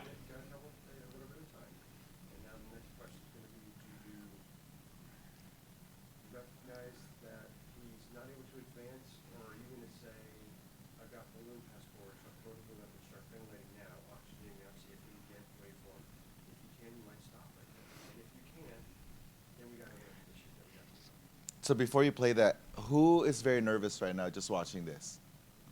So I just want to acknowledge, I'm like, even I've watched this with him, and I'm goosebumpsing right now. I'm like,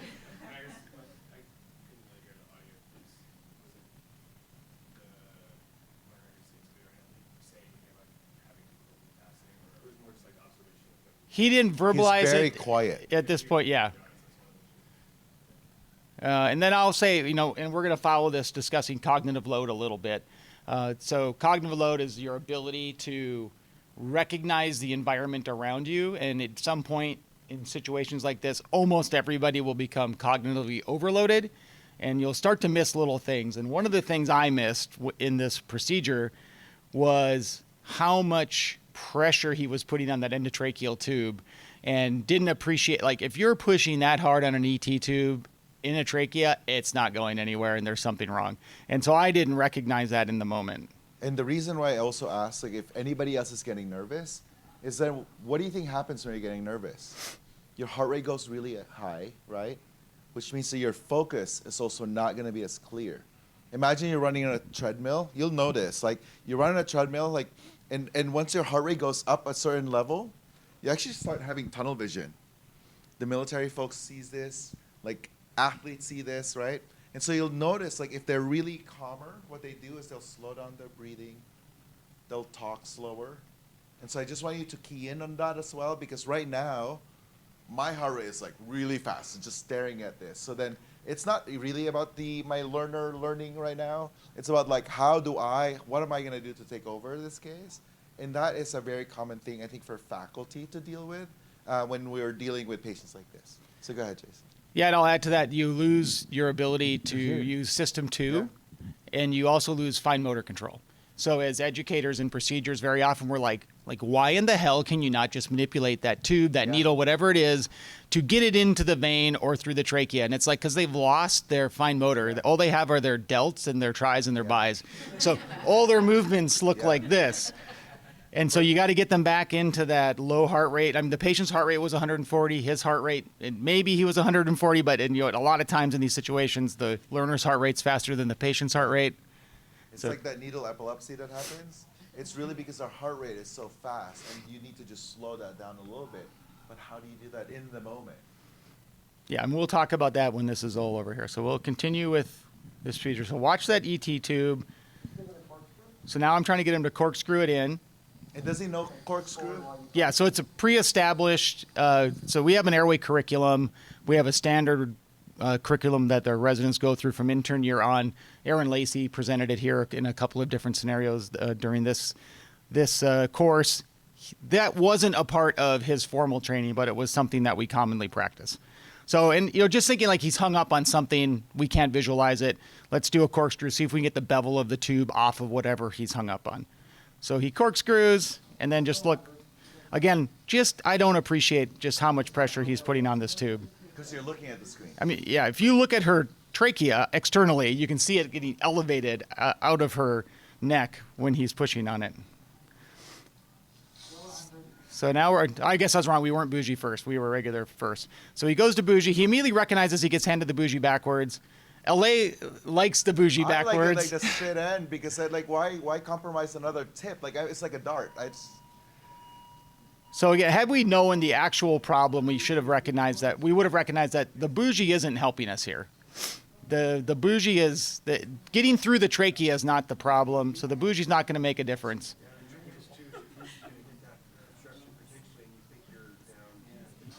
Yeah. And you're hearing him, right? It's not passing. Can you dial up the volume a little bit? You found it earlier, right? So now we're going to your idea. So we're like, all right, we're in the airway at least. So let's just use this like an LMA and inflate the tube or inflate the cuff while we think about what we could do next. So cuff up, we get good exchange. She stays saturated during this process. You can tell I was still in the military when this video was shot. All right, so now we're trying to think our way through it. I decided I'm going to try to bronch through this or put an NP down this. Trying to visualize where we might be. No success, can't see. So we end up doing balloon up again. And now we're going to do try to look with the scope. So we have a difficult airway pager at our place, but at this point in time, my thought process was there's nothing the difficult airway pager is going to offer me that I can't already do for myself. So we did not set out the difficult airway pager. That comes into effect later on. Keep going. Go ahead. All right, so we're going to swap this out. I get a camera ready, and I'm trying to just take a look with our NP scope. So these short NP scopes will go through a 6.0 tube, and you'll be able to see down to the bottom of the tube. You can't really intubate with them, but you can visualize through the bottom of up to a 7.0. You want to pause that real quickly? Did you hear that? I need a 10 blade. Very calm. He's about to graduate. I'm like getting goosebumps. Like, I don't think I'm that calm. Go ahead. Yeah, and I'm just trying to see her vitals right now. She's heart rate's 130, sats are 94. Can't see her blood pressure. These things will start to change as we go on here. We have not tried to downsize yet, so that's coming as well. Or actually, I think we skipped that. Or I skipped through that. We tried to downsize, but the bougie would not fit a smaller tube. So we tried to do a 5.0, and we ended up going back to a 6.0 again. He asked for a pediatric ET tube while doing with the One of the things I noticed right here, Jason, and things that I like you're doing, the resident still has hands-on in the procedure. Yeah. And you come over to help augment, and you're at least speaking out loud and kind of running back through the scenario. I think that's very helpful. I think the question of where the learner is right now, he seems very calm right now. I agree with Ali. I think he's probably very ramped up internally and trying to figure out what he's thinking. It's not something we're going to find out in the moment necessarily. We're going to hear and all hands are on deck because she's about to die. Yeah. So we're trying to figure out where we go. I like the idea of how the team has kind of moved to the head of the bed and we're verbalizing now. Yeah. So that everybody's hearing what's going on. Yeah. While keeping him involved. And I like what you're noticing because also it's an assumption from my end that he's very calm. That's probably because I'm used to people with fight or flight response. There's also the group of people who will just freeze. So like the freeze people will actually just be like staring. And you're like, I've had that. I've actually had a resident, like we're intubating, and then they just froze, and they dropped the ET. Like, if they did not drop the ET tube, I would not have caught the fact that like they were actually super nervous, and that was just their hyperactivated response. So I think being aware of that is also helpful. Thank you for pointing that out. Yeah, and I'll just point out for roles, this is our respiratory therapist, myself, fourth-year resident, and then over here we'll have one RN over here and another RN over on the side.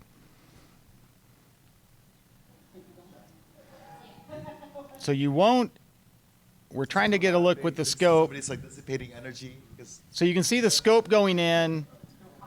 The problem again here, so one of the things that we unintentionally run into is that we really have to keep the tube all the way in the trachea in order for the balloon to make a difference. So what that does with your scope is it doesn't allow your scope to actually exit the tube and give you some room to look around.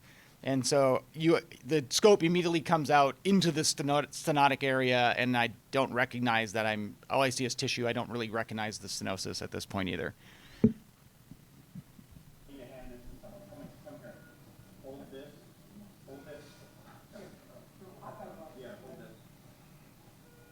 So at this point, she's getting hypoxic. I don't visualize anything useful, so we go back to begging. Jason, was this a purely like airway protection intubation, or was she like hypoxic? She was desaturating on BiPAP. Yeah.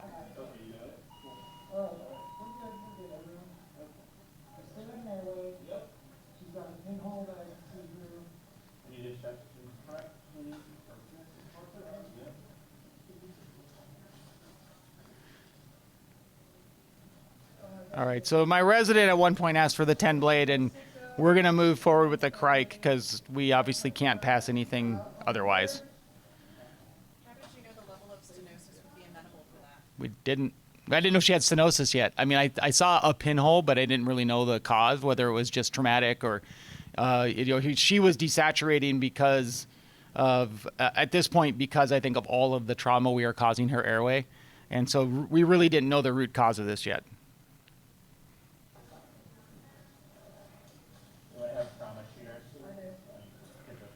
All right, so we're planning on a finger bougie crike.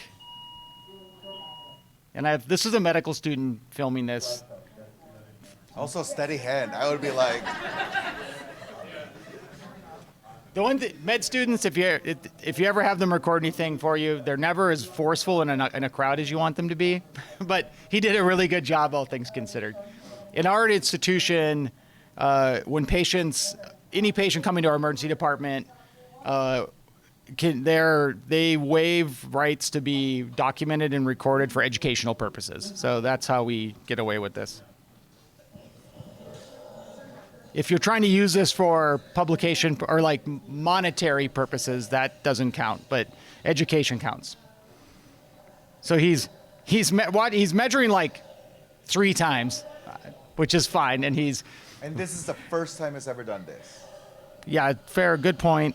First crike for this guy ever in a real person. He's done it in procedure lab, done it with, at the time we used to do an animal lab, but we don't do that anymore, do cadaver labs. So he's done numerous simulated crikes, but never a real crike. And there was never a conversation before this that this might be a possibility. No, usually our backups go to like LMA. It's usually direct video, bougie, LMA, and then crike falls out at the bottom of that list. Yeah. All right. So now she's gone from a heart rate of 140 to 58. So she's starting to brady out on us now. And she's also getting hypotensive. Her blood pressure is dropping into the 90 systolic, I think, at this point. Can you pause really quickly? Also, just notice Jason, right? He's still like baggy. Like I don't know how much like zen you can do to like do that, but that is like that's like another level of like calmness to allow your residents, like senior resident, but like to do the crime. Like how many of us would like, let me just grab the knife immediately. Ooh, you're gonna allow them to do it. Great. It depends if they're doing it. Yeah. If they're not doing it. Yeah, if they're not harmless. And that's the hardest part of doing a crike is actually like making the Cut. decision. Yeah. Going for it. I'm sure also like the nursing staff is like going back and forth like I was reading. Yeah, you see them like ducking from behind in one of the video. Yeah. I just want to have that, like, it'd be fascinating to know what's going through his head. This is like a basic or upper level. Yeah. See this, almost like very rarely. Obviously, we go to the Yeah. The troubleshooting part, what was he thinking? Yeah. Was he, did he localize the problem? And then obviously like it was done. Yeah. It's a great thing to have before you graduate. Yeah. High acuity, low occurrence type. Yeah, I mean, almost no one will experience this. I wonder if we're tied to the next room's lights. Probably. All right, well, so hopefully you can still see well enough what we've got going on here. I got a 6-0, a 5-0. I love how she's not wearing gloves. Michaela, put your gloves on.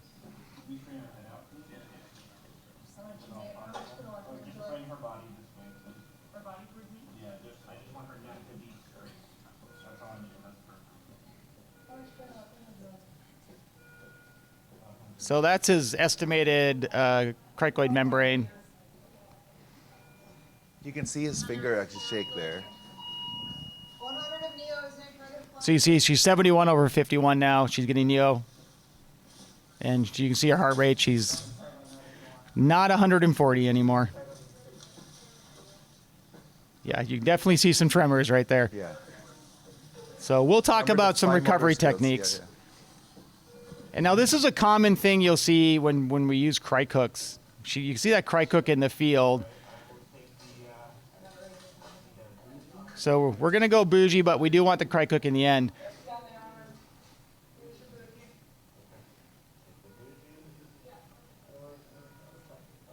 Again, hand it to him backwards. Now, so here you definitely want that tip. Yeah, heart rate's now in the 49 is her heart rate. So very common thing, he let his finger slip, lost his mark.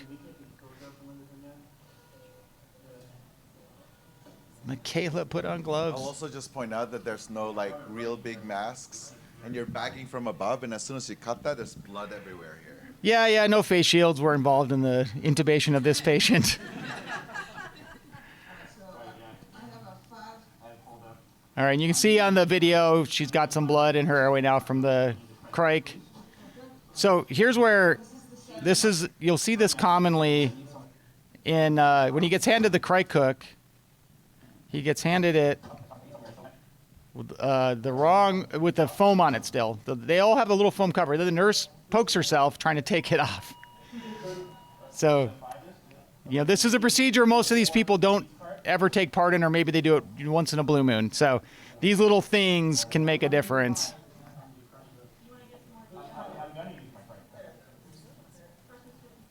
So now she's 57 over 29.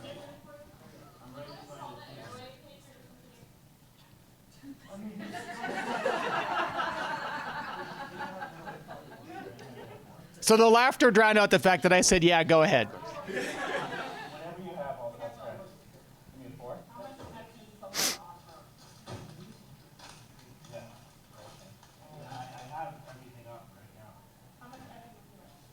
So we're going to go ahead and try to put an ET tube over this. And this is where we start small, and again, we can't fit it over. So we ended up having to size up the ET tube because of the bougie. So it's something to keep in mind. You can't go too small. You have to do a 6.0 for the bougie. And you can see how much. Now this is where the difference between an attending and a learner oftentimes is we know how hard we can push when, and learners don't. So the initial pressure he was putting when he was trying to intubate directly was inappropriate. But now we've got a hole in her neck, and we have to get this tube in, or she's going to be dead. So there's time for pressure, and there's a time to relax. Yeah. Procedure, right? So I think you've made a decision that you have to have hands-on, and you kind of went over that line of, we know you have to have hands-on now because you're the expert here and you've got to train you more. Yeah, great point. Is he using the hook while you? Yeah, he's elevating the trachea. Yeah.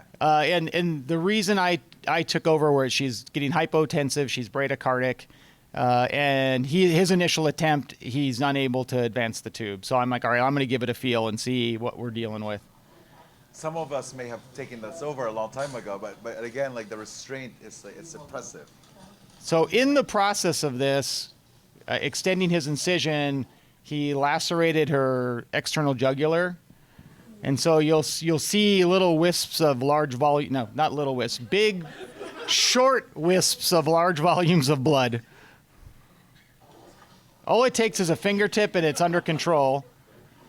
But as soon as you move your finger, she just exsanguinates.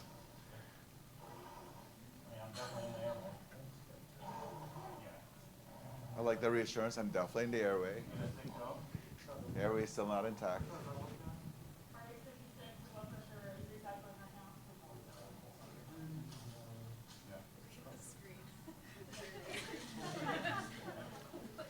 Yeah, at this point, I probably could have just taken that off the video, but. All right, so we're extending her incision now. I'm extending it cephalad, and he's extending it caudally. So to your point, she left, I guess, but of how do you know it's going to be below the stenosis? We didn't.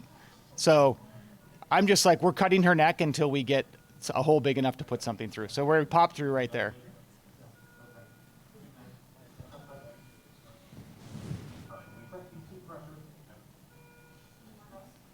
And then we'll get so we've got our airway secured now. You'll see, I'll just try to show you just kind of how much an external jugular bleeds when you lacerate it. So I'm going to try to repair it. But all it takes is a fingertip. Fingertip on the jugular, and it completely stops the hemorrhage.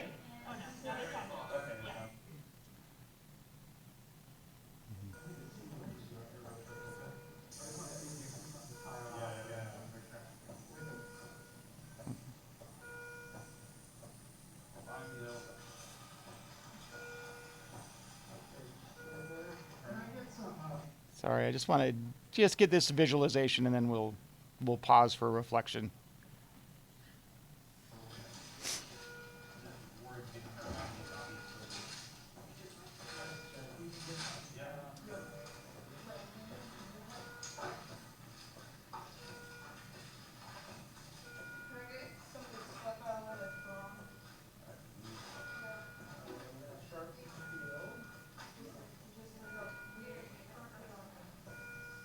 Even the attendings' hands now, you'll notice, shaking, so the heart rate just went up. You just start to leave them at 0.05 for now. That's why patients have places to put your hands. Yeah, and I really do. I start grabbing until like I'm gonna anchor my hand when I do the procedures at that time. So take a look here when we remove that.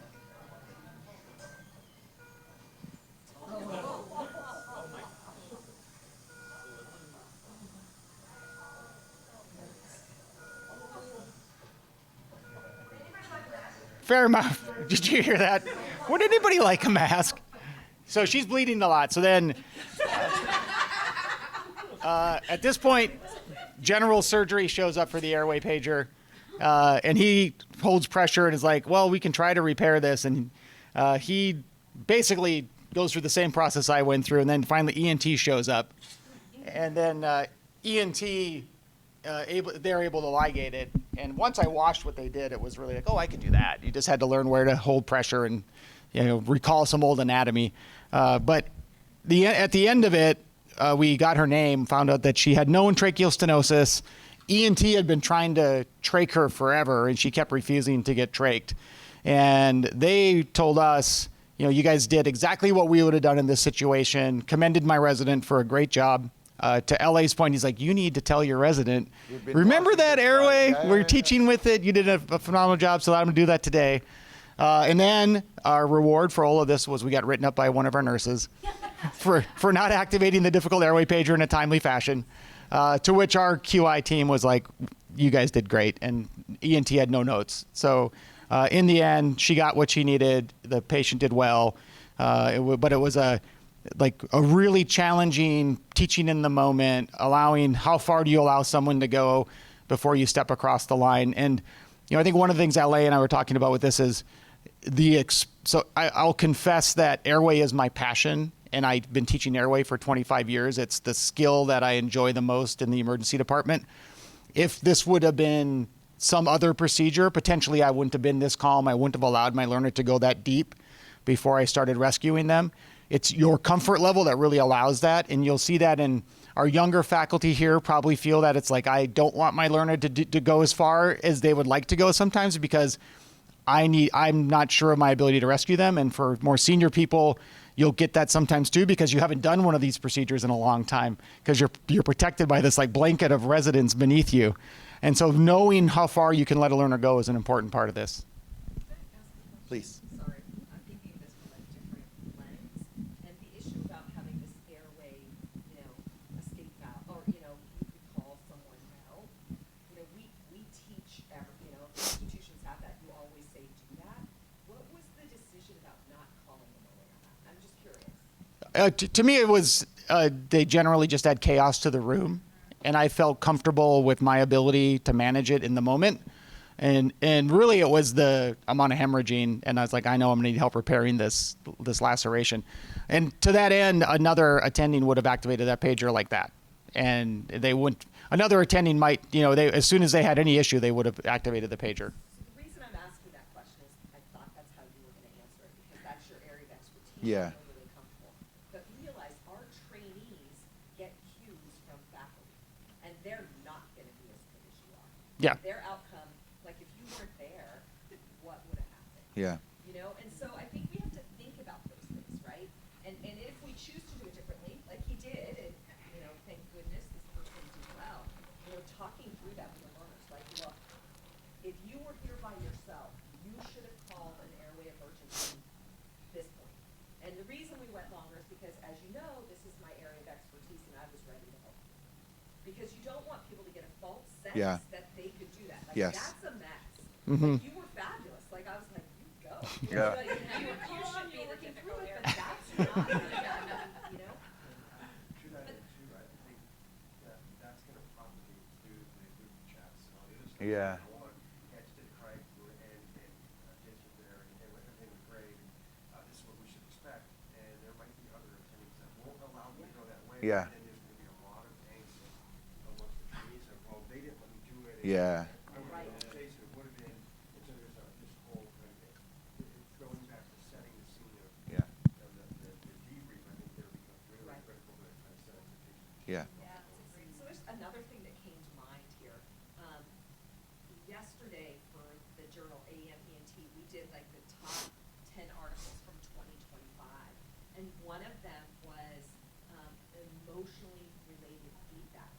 So you say, wow, I just saw that. I was really anxious. I'm guessing you were pretty anxious in this scenario, right? And then those memories really stick with people. Yeah. The good memories and the bad. Like, you'll never forget it. That resident's never going to forget it. So what can you use that energy for to teach it, to connect those things? Yeah. When you feel this, I got to remember to do that. That flashbulb memory, yeah. Yeah. I love that point about emotion, and I think it came up. You had maybe a great point about it too. That sometimes people are going to cry. I think we do have to get over the fearing of emotion and move Yeah. to acceptance and expecting emotion to feedback, and then also leveraging it to really make the neural Good emotion. connections. Yeah. You must have felt great that we ultimately got Yeah. that. That was really difficult. And on the other side, I'll often coach learners who are struggling to accept constructive feedback, and I will also normalize, like, you're gonna feel emotional, you get this, that's okay, let yourself process it, and then seek the nugget of truth. And so I think we all think that emotion is a weakness, or you've done the feedback poorly if there's emotion, and that's really not the case. If we can normalize it, coach people to expect it and then process it, and then leverage it, it really becomes a powerful element. Yeah. Right. I mean, it used to always be, you have to start with something really nice, right? That whole I see that's ridiculous. I mean, I really think if someone doesn't have emotion associated with it, you're not getting to where you need Yeah. to go. Like saying it really is okay and telling people that, look, we all want to be the best we can be. It doesn't feel good when we don't read that. That's normal. That's human. But it's not a personal thing. It's trying. Our job as faculty is to get you to be the best that you can be. Depending on where you are in your faculty kind of voyage, you may get to a point where you feel confident enough to share vulnerability that you had when you were in training. Yeah. And I'm not saying that you should do this at the beginning of your faculty appointment, because you're still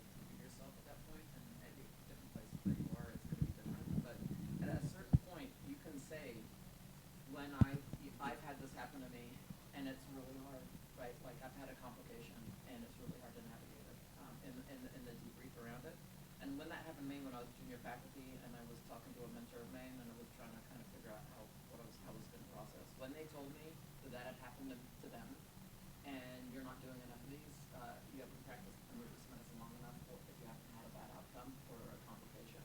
When they told me that, I thought, oh my God, that happened to them. Yeah. So it happened to me. Like suddenly it became accessible, right? So you can be that kind of, you can be that for them, but you have to decide on your own terms.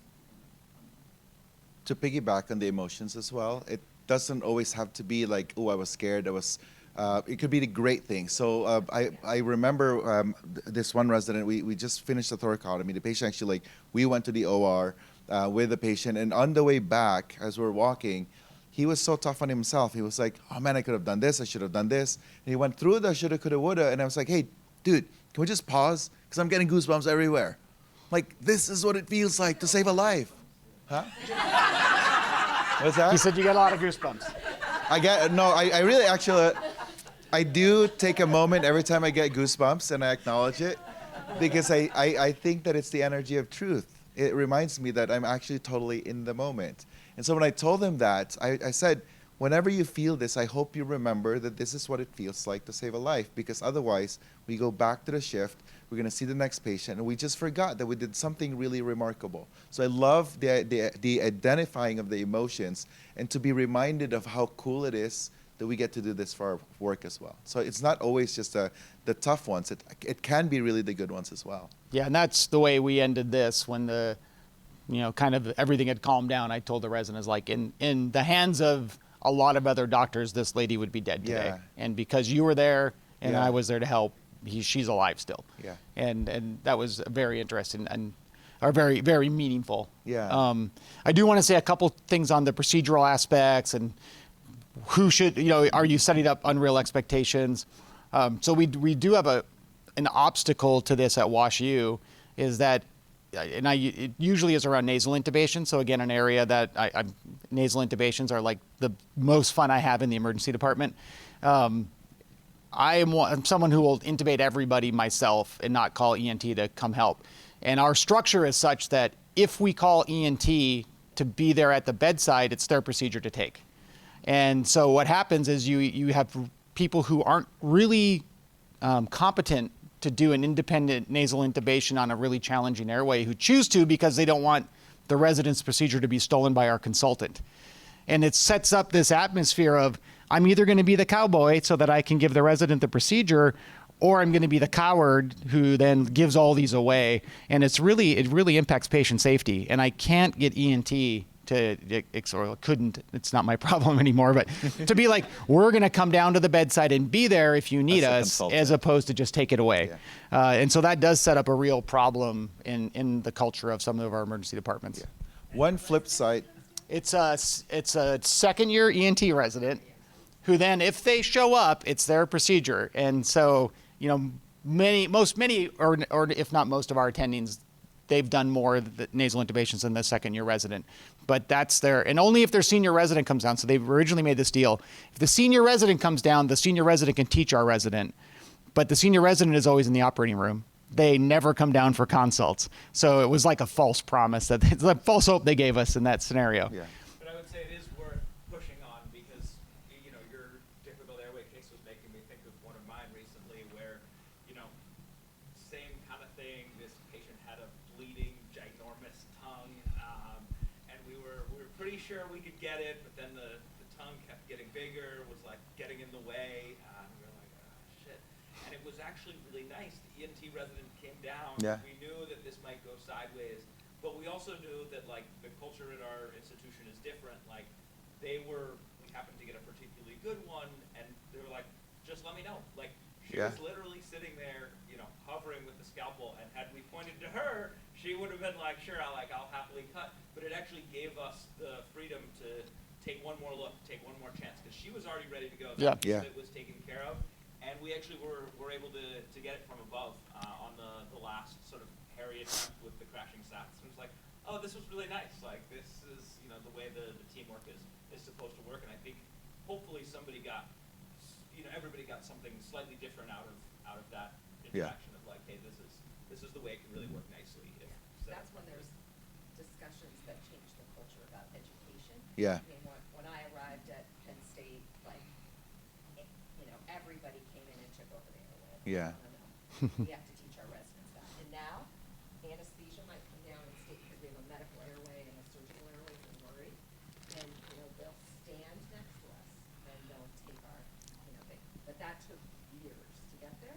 And it's really unfortunate for learners, right? I mean, Yeah. now it's good, But I do feel like it's a little bit incumbent on us as because we're really the only one in the room to Advocate have for that them, yeah. gravitas to be able to maybe not create, but at least maintain that culture, because there's always going to be that impulse, right? Like a little bit of the hip check. Yeah, exactly. And I think it's one of the most important roles that we can play, especially as education leaders. Like, boy, if we're not prioritizing the procedures and the experience and the, these difficult, sometimes hairy cases, then, boy, it's going to trickle down. Everyone's going to hear, oh, the program director's not, advocating, the, residency leadership isn't advocating. Why should anybody else have those kind of difficult interactions either? It's tricky though. I mean, to play devil's advocate, I understand why a consultant, would feel uncomfortable with us calling them only to Watch. only let them come in when things Yeah. are truly crashing and burning. Yeah. So there's Yeah. liability. Now their name's in it. And I'll add to the teaching aspect, and I think there is some justification from, and we're going to ENT again, from their aspect is, and orthopedics too does this with fracture reduction at our place. It's that the junior residents are learning to be competent in the procedure still. They are not ready to teach a procedure that they are not fully competent in yet.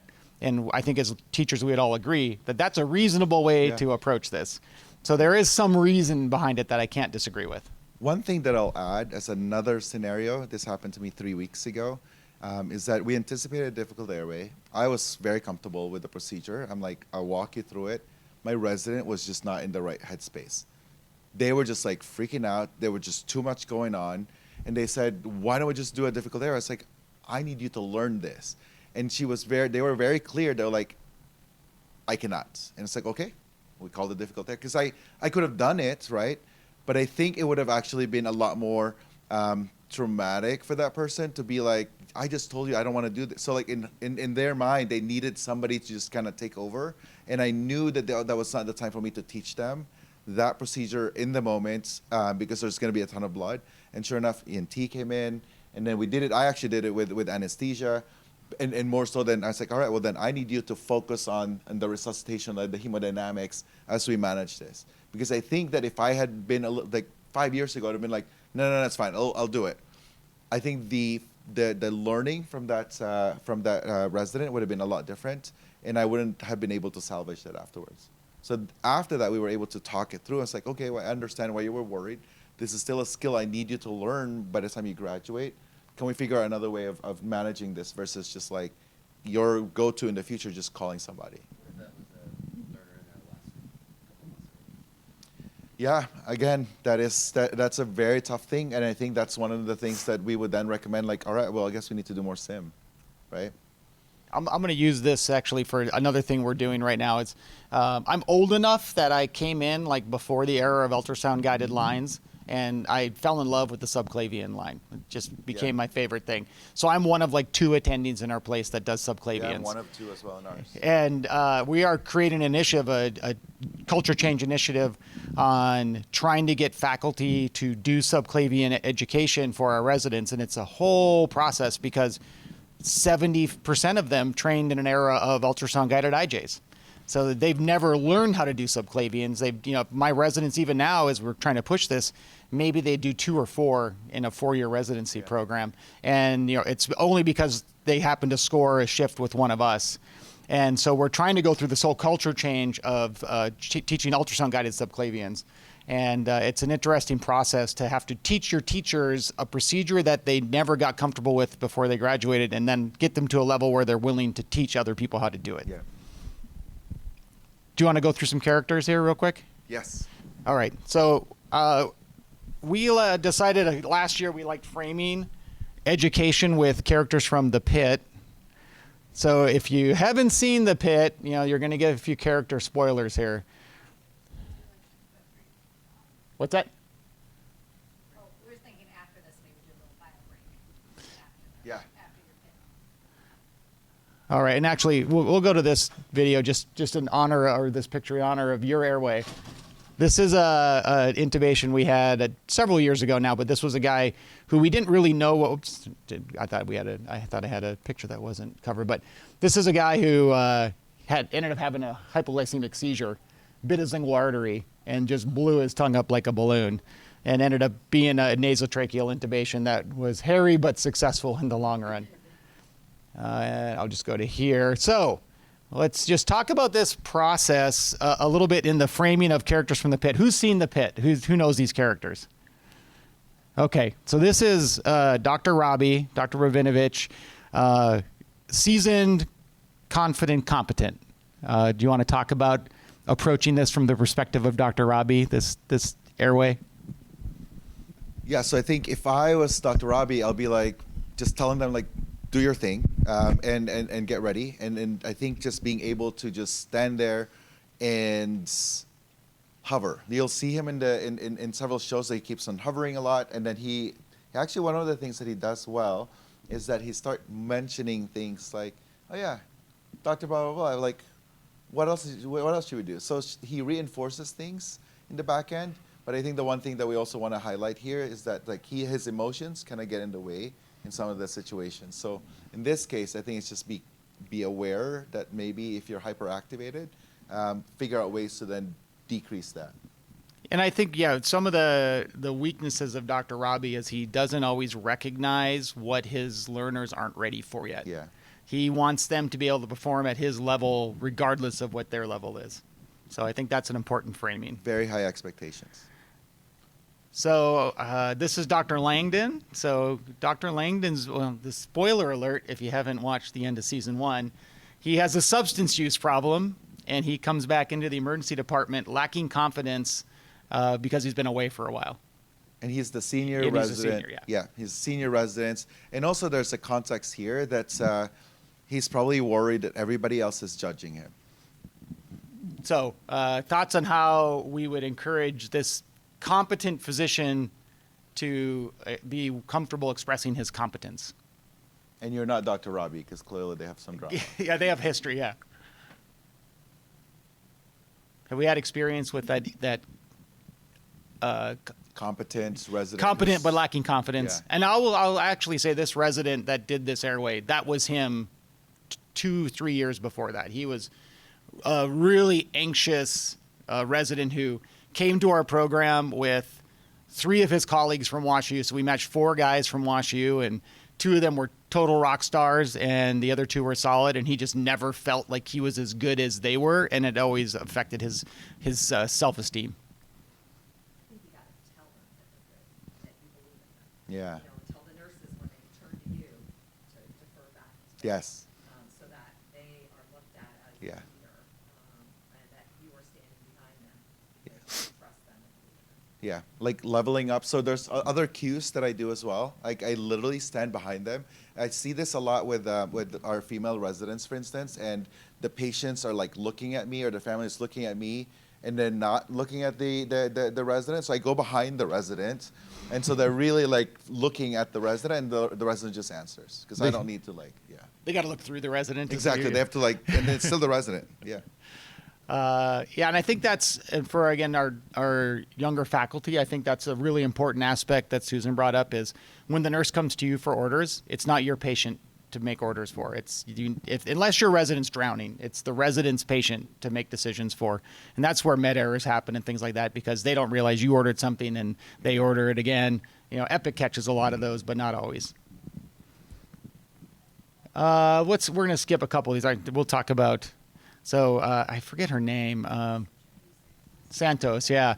So she's the opposite of Dr. Langdon at this point. She is not competent, but excessively confident in everything. Season 1. Let's pick on season 1. She gets better. You want to say a little bit more, Carrie?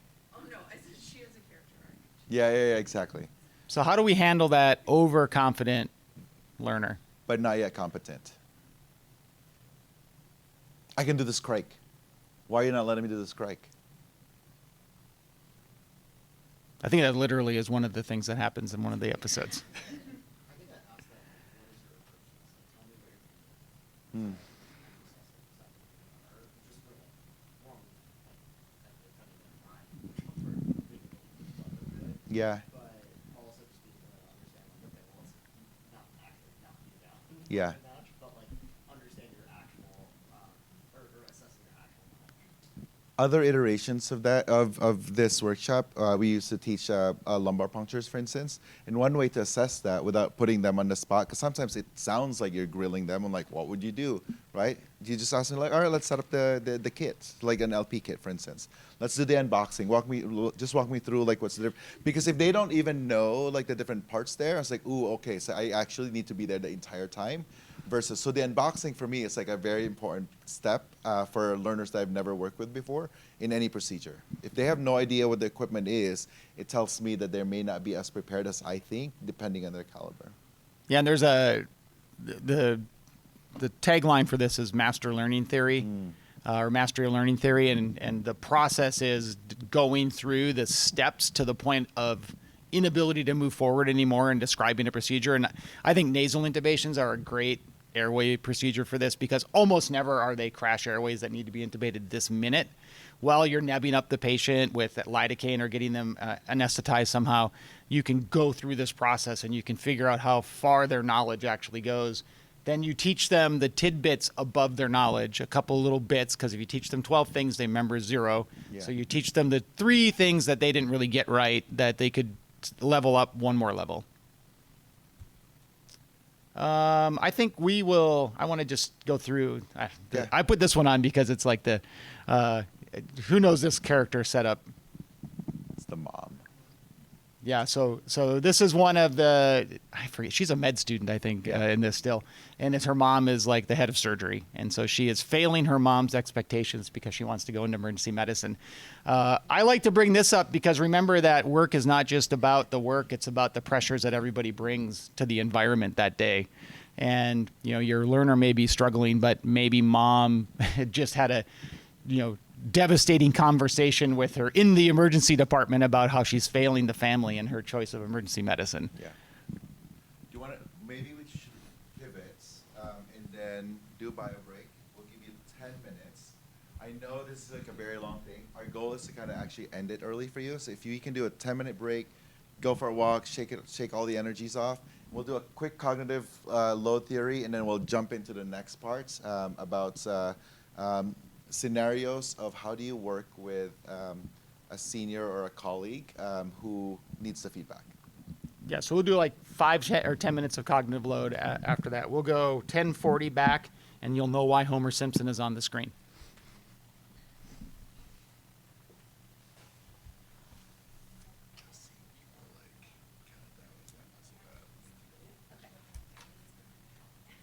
That was really cool. I really like the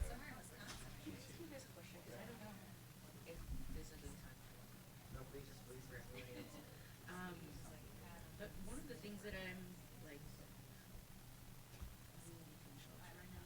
but one of the things I had in one of my senior residents was like, honestly, she's excellent, right? Like she's hitting absolutely the milestone above. And on top of that, I mean, she's volunteering in some kitchen. She's doing like bench, like research, like just outstanding, right? But so how do we go from them asking at the end of the shift, right? Do you have any feedback for me? And I feel like I've heard this from like lots of other things, like you're doing great, just see more patients. Like, well, that's not real feedback. Like, how do you go from just They ask you, or they are asking me to give them feedback. It's like, what kind of feedback do I give to somebody that's already like? They would always, Faculty are asking you. No, it's like also like the a resident, trainee. yes, the trainees asking. Yeah, but every you were single- describing you preface this with that's not the well, I guess it depends on what's your role. Because the feedback that I tend to do now is more of, because I'm not in the residency, it's literally specific to just this shift. So it could just be like, I ask them, hey, what do you want to work on today? And then they say like, I want to work on saying no to patients. It's like, all right, so would it be okay if we just follow you to the next couple of patients? What I actually do is like, hey, I can be your scribe. I'll just literally just like, I'll I'll Yes. strive for you. You talk to them, Yeah. and then that way when we leave the room, I'll ask you questions and I can give you feedback. That's what I tend to do because then it's very specific to they want feedback on saying no to patients, and then I get to see it directly. I can write notes, and then I can like leave the room and tell them that. It has nothing to do with all the things that they're doing, like soup kitchen or research and all that shit. I could care less about. They want feedback on saying no, I'll give them only on saying thank you. And this might be a little obvious, but the one thing you want to focus on, you can't be, I want to focus on crisis. Well, we can't make that happen. Yeah. So it's Well, gotta be- I actually make up a practice thing for that. So I do like a very low fidelity. Crisis probably hard, so I'll pick one part of that, like maybe just like the laryngeal handshake. Sure, you can do that. I just from the actual clinical Yeah, application yeah, of yeah. something, it's like it's got to be a goal you can actually do That's that. true, that's Like true. saying no to patients. Yeah. But there's a paper published maybe 10 years ago now, but the paper showed that if faculty are given a thing to focus on, Yes. they get much more meaningful feedback because it minimizes the cognitive load of trying to focus. I'm trying to watch everything Yeah. so I can find the one teachable moment today, as opposed to I'm going to just hone in on this thing for you today. I mean, like, she came to me, like a year in the first instance, like, what do I do when my evaluations say you just need to be more social? I was like, To be more social. yeah, I'm like, what do you mean? I was like, yeah, like, they're doing great, like, procedures, and the number of patients that I'm seeing, and everything else, but they want me to be more social. And she was like, I don't want to be social. I just do my thing. I just want to be a doctor. That's almost like faculty. It's like, I need feedback from the faculty. It's like, wait, what? Apparently she doesn't go to like, after conference they all go out and have like lunch. And instead of going to have lunch, she's like, no, I'm gonna go to a lab and I'm gonna like dissect some mice and like work on this. I'm like, well, that's what you wanna do. I don't see anything bad with it. And the rest of the faculty saying, well, no, she should go out and like. Are you reflecting to what Sarah and team presented about RTC2? It's part of it. It's just checking in. What is your understanding of it? Okay. Oh, yeah. To be more social, what does that mean for you? Trying for a while. So you'll say like, oh, I need to just like hang out more. So, but what does that mean? What do you think they gave you? So understanding the why. Yeah, I talked with Caroline Collins.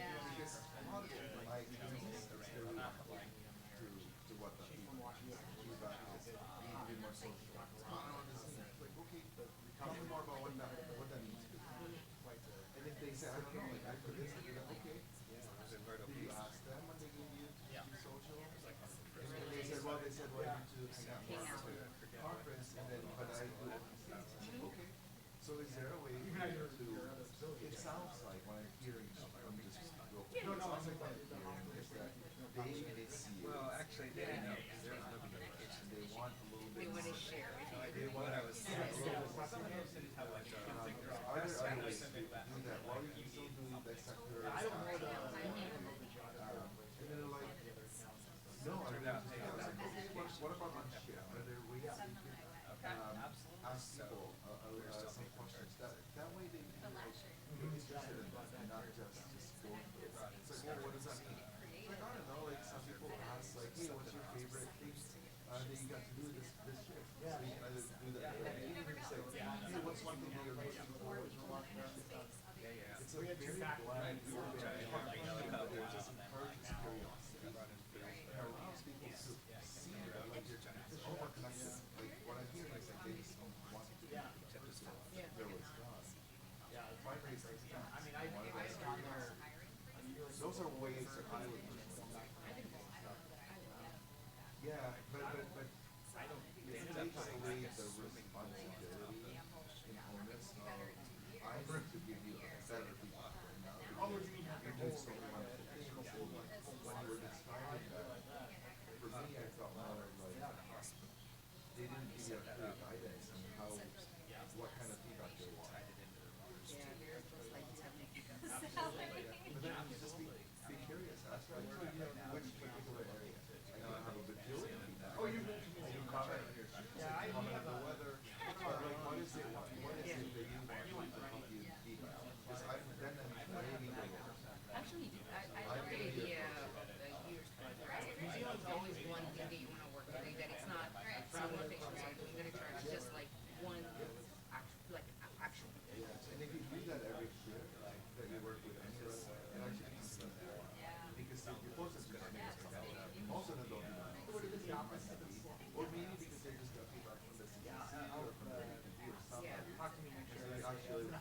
here's one thing that I was told anything. You want to work for us?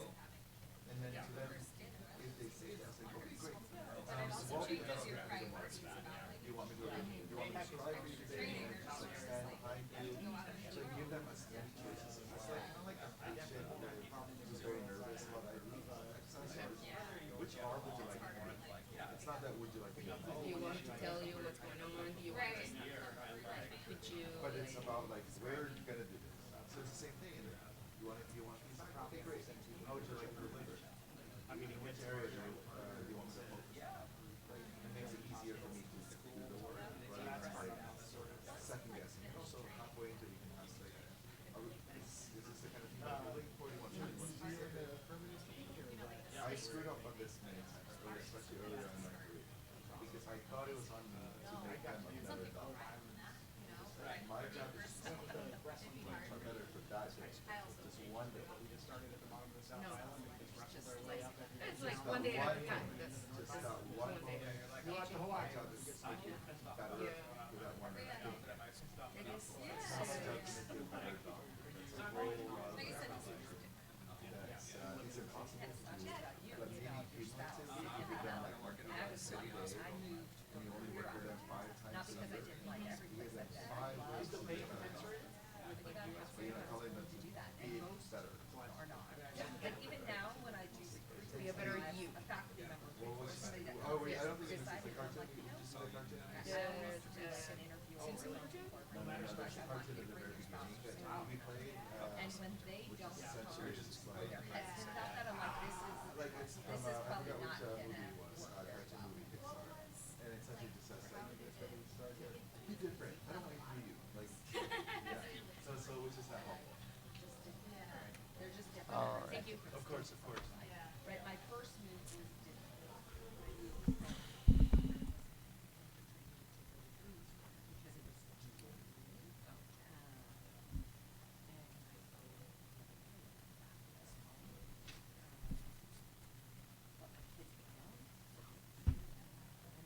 Just I'll wait right to the 40 and we'll get rolling. That was weird about that. Even then, I was like, if I decide. I mean, I think you got either people miss content because they have to. I have to pee right now. I'm just waiting until I'm done. I know that the other gentleman did that. Dave Carroll. Yeah. He teaches airway too. I think their program is very Oh, big okay. on airway. Like I think they teach like fiber optics and all their. They run modules. All right, just for the sake of staying on time, we are going to keep on moving. All right, so Homer Simpson is up here because I like to use him as a model for how I think a lot of our trainees try to learn and want to learn. They want to learn through effortless passive activities. Who listens to audiobooks? I listen to audiobooks because I can do it while I'm doing anything else, which means I'm also not focused on that audiobook as much as I probably should be. I like to say I read a book, and my wife reminds me, she's like, you didn't read that book, you listened to that book. I'm like, well, do you tell blind people that when they read by Braille, they're not reading? She doesn't agree with that argument. But I use audiobooks to screen content that I will then buy a hard copy for later and read the hard copy if I really like it. So learning should be effortful, and I encourage you to try to get your residents to think more like an athlete. When they go out to train, they come with a purpose and a plan. And this goes back to what we said earlier, which is when you start a shift, have a resident focus on the thing that they want to learn that day, as opposed to just teach me something today. And there's evidence to show that if you can focus a teacher, an educator on one thing to observe for the day, they actually do a much better job at giving good formative feedback around that topic. And it has to do with cognitive load, which is what we're going to talk about in this section. For the sake of time, I'm going to skip this. I'll get the rough sense of, we work in a crazy place.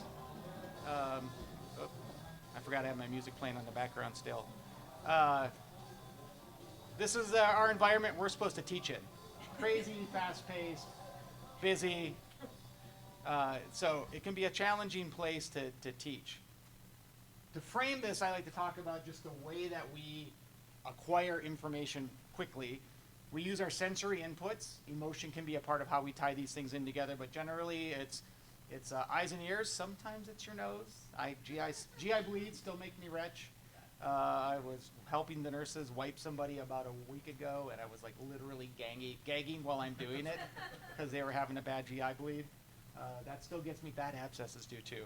So we take this visual, this sensory input, and we help it to create new information.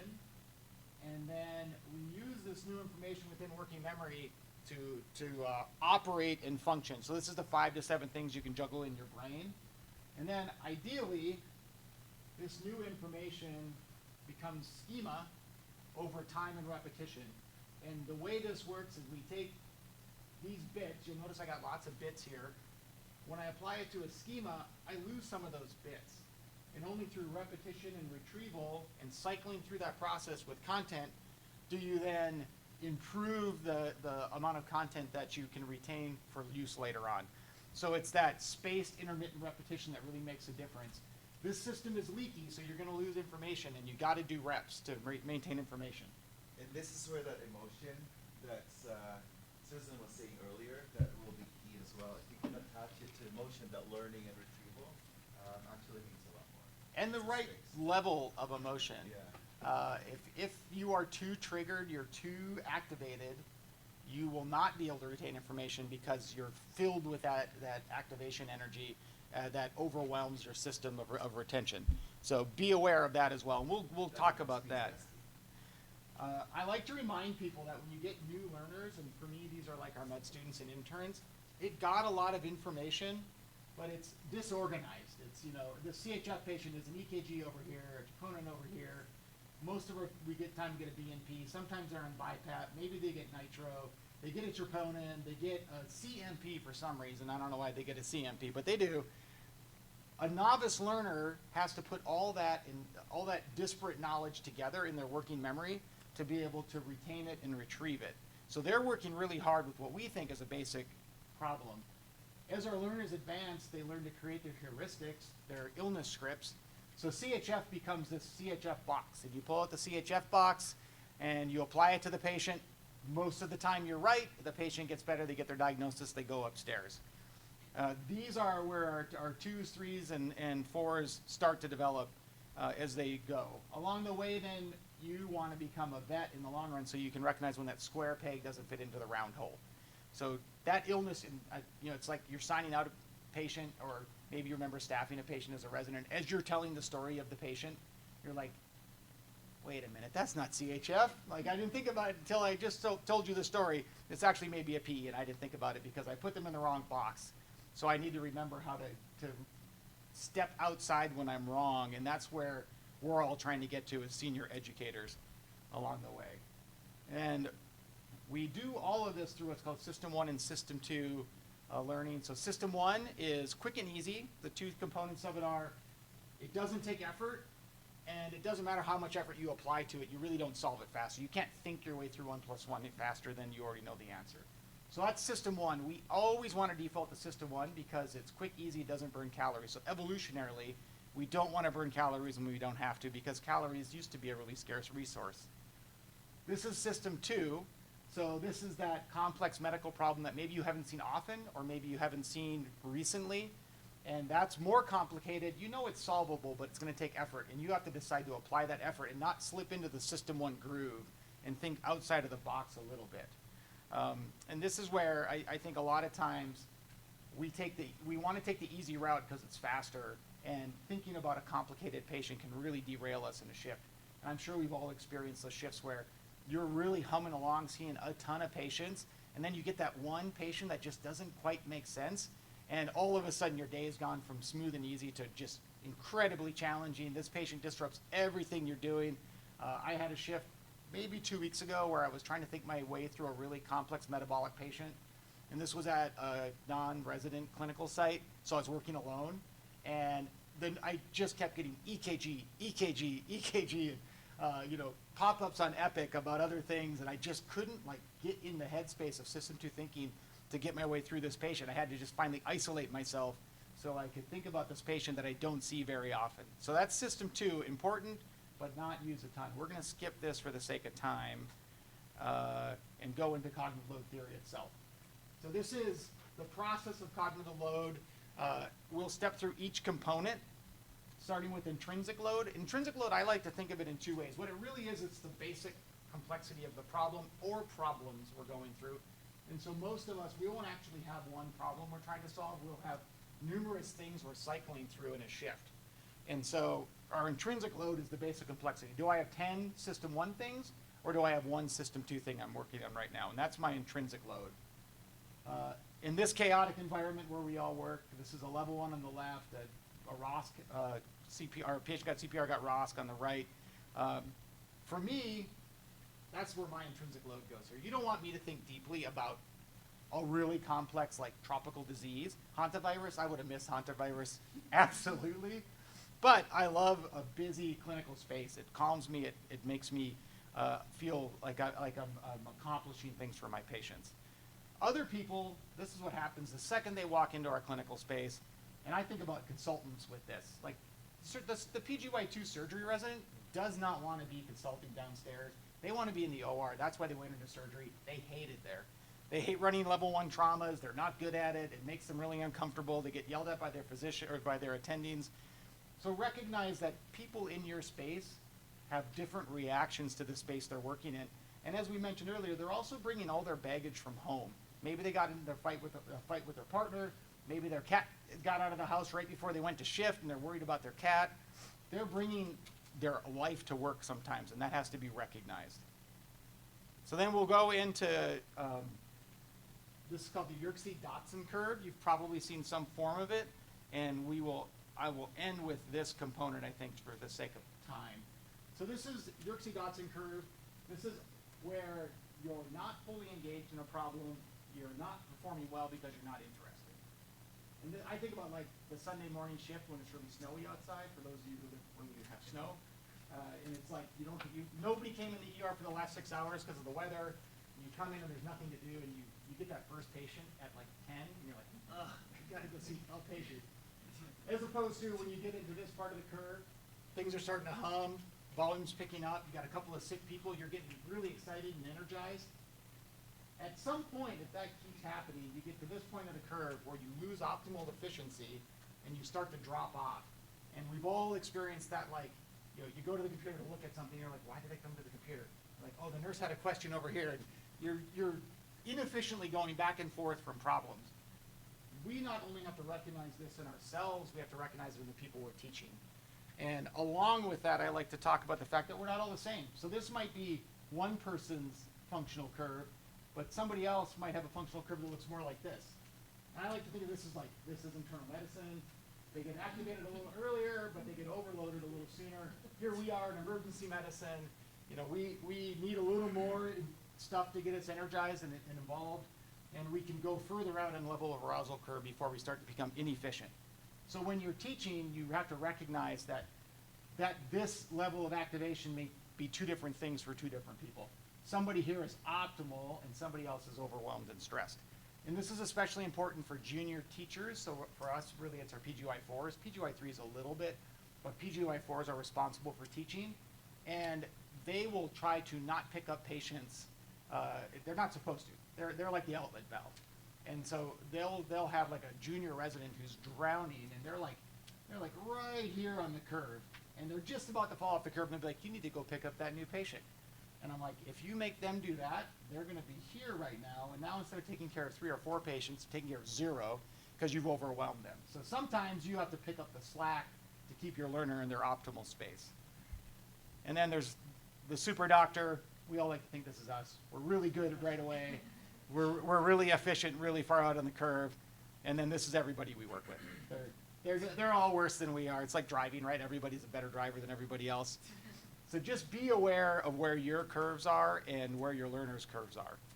And then I'm going to skip through these and this video just because I want to get to the point of this so we can keep going to get you guys out of here. So part of my background, I was prior Army infantry before I went to college. And I went through stress inoculation in the infantry without having any idea what that was. The military really created stress inoculation. So we do stress inoculation all the time where we work. Think about where I am right now. We bring interns in on their ultrasound rotation to see level 1 traumas. So they get exposed to that chaotic environment of a level 1 with no real pressure. If they can't get a fast, nobody really cares about the fast in most circumstances, but they get into that chaotic environment before they're expected to be a part of leading the team. So going through stress inoculation can be really important to keep you from being overloaded.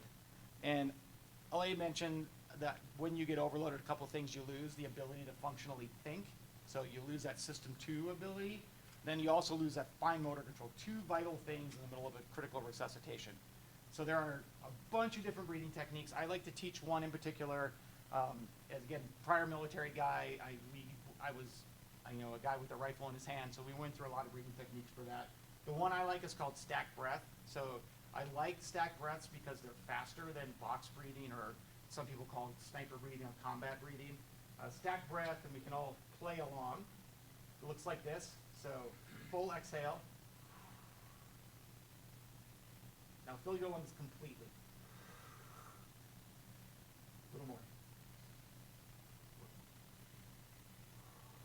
Let it all out.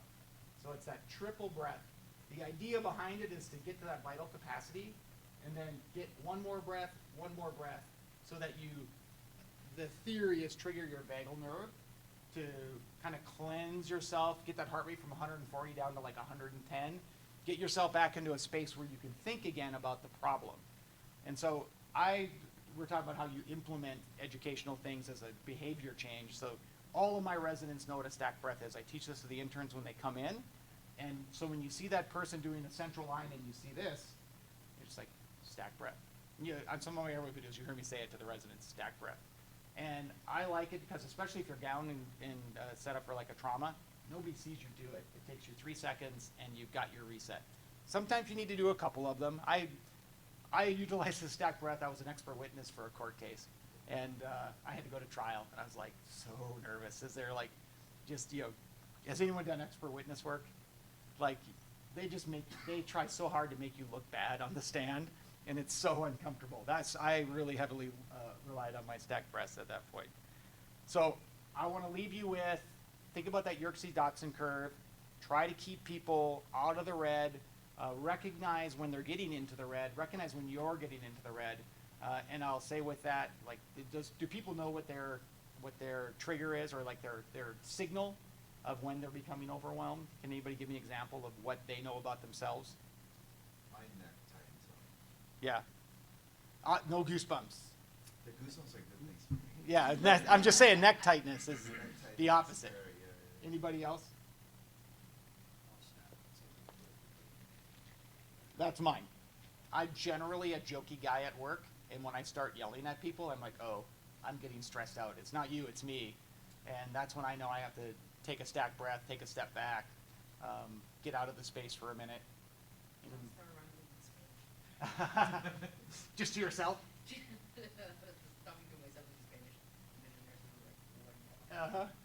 That's a good one. Singing it?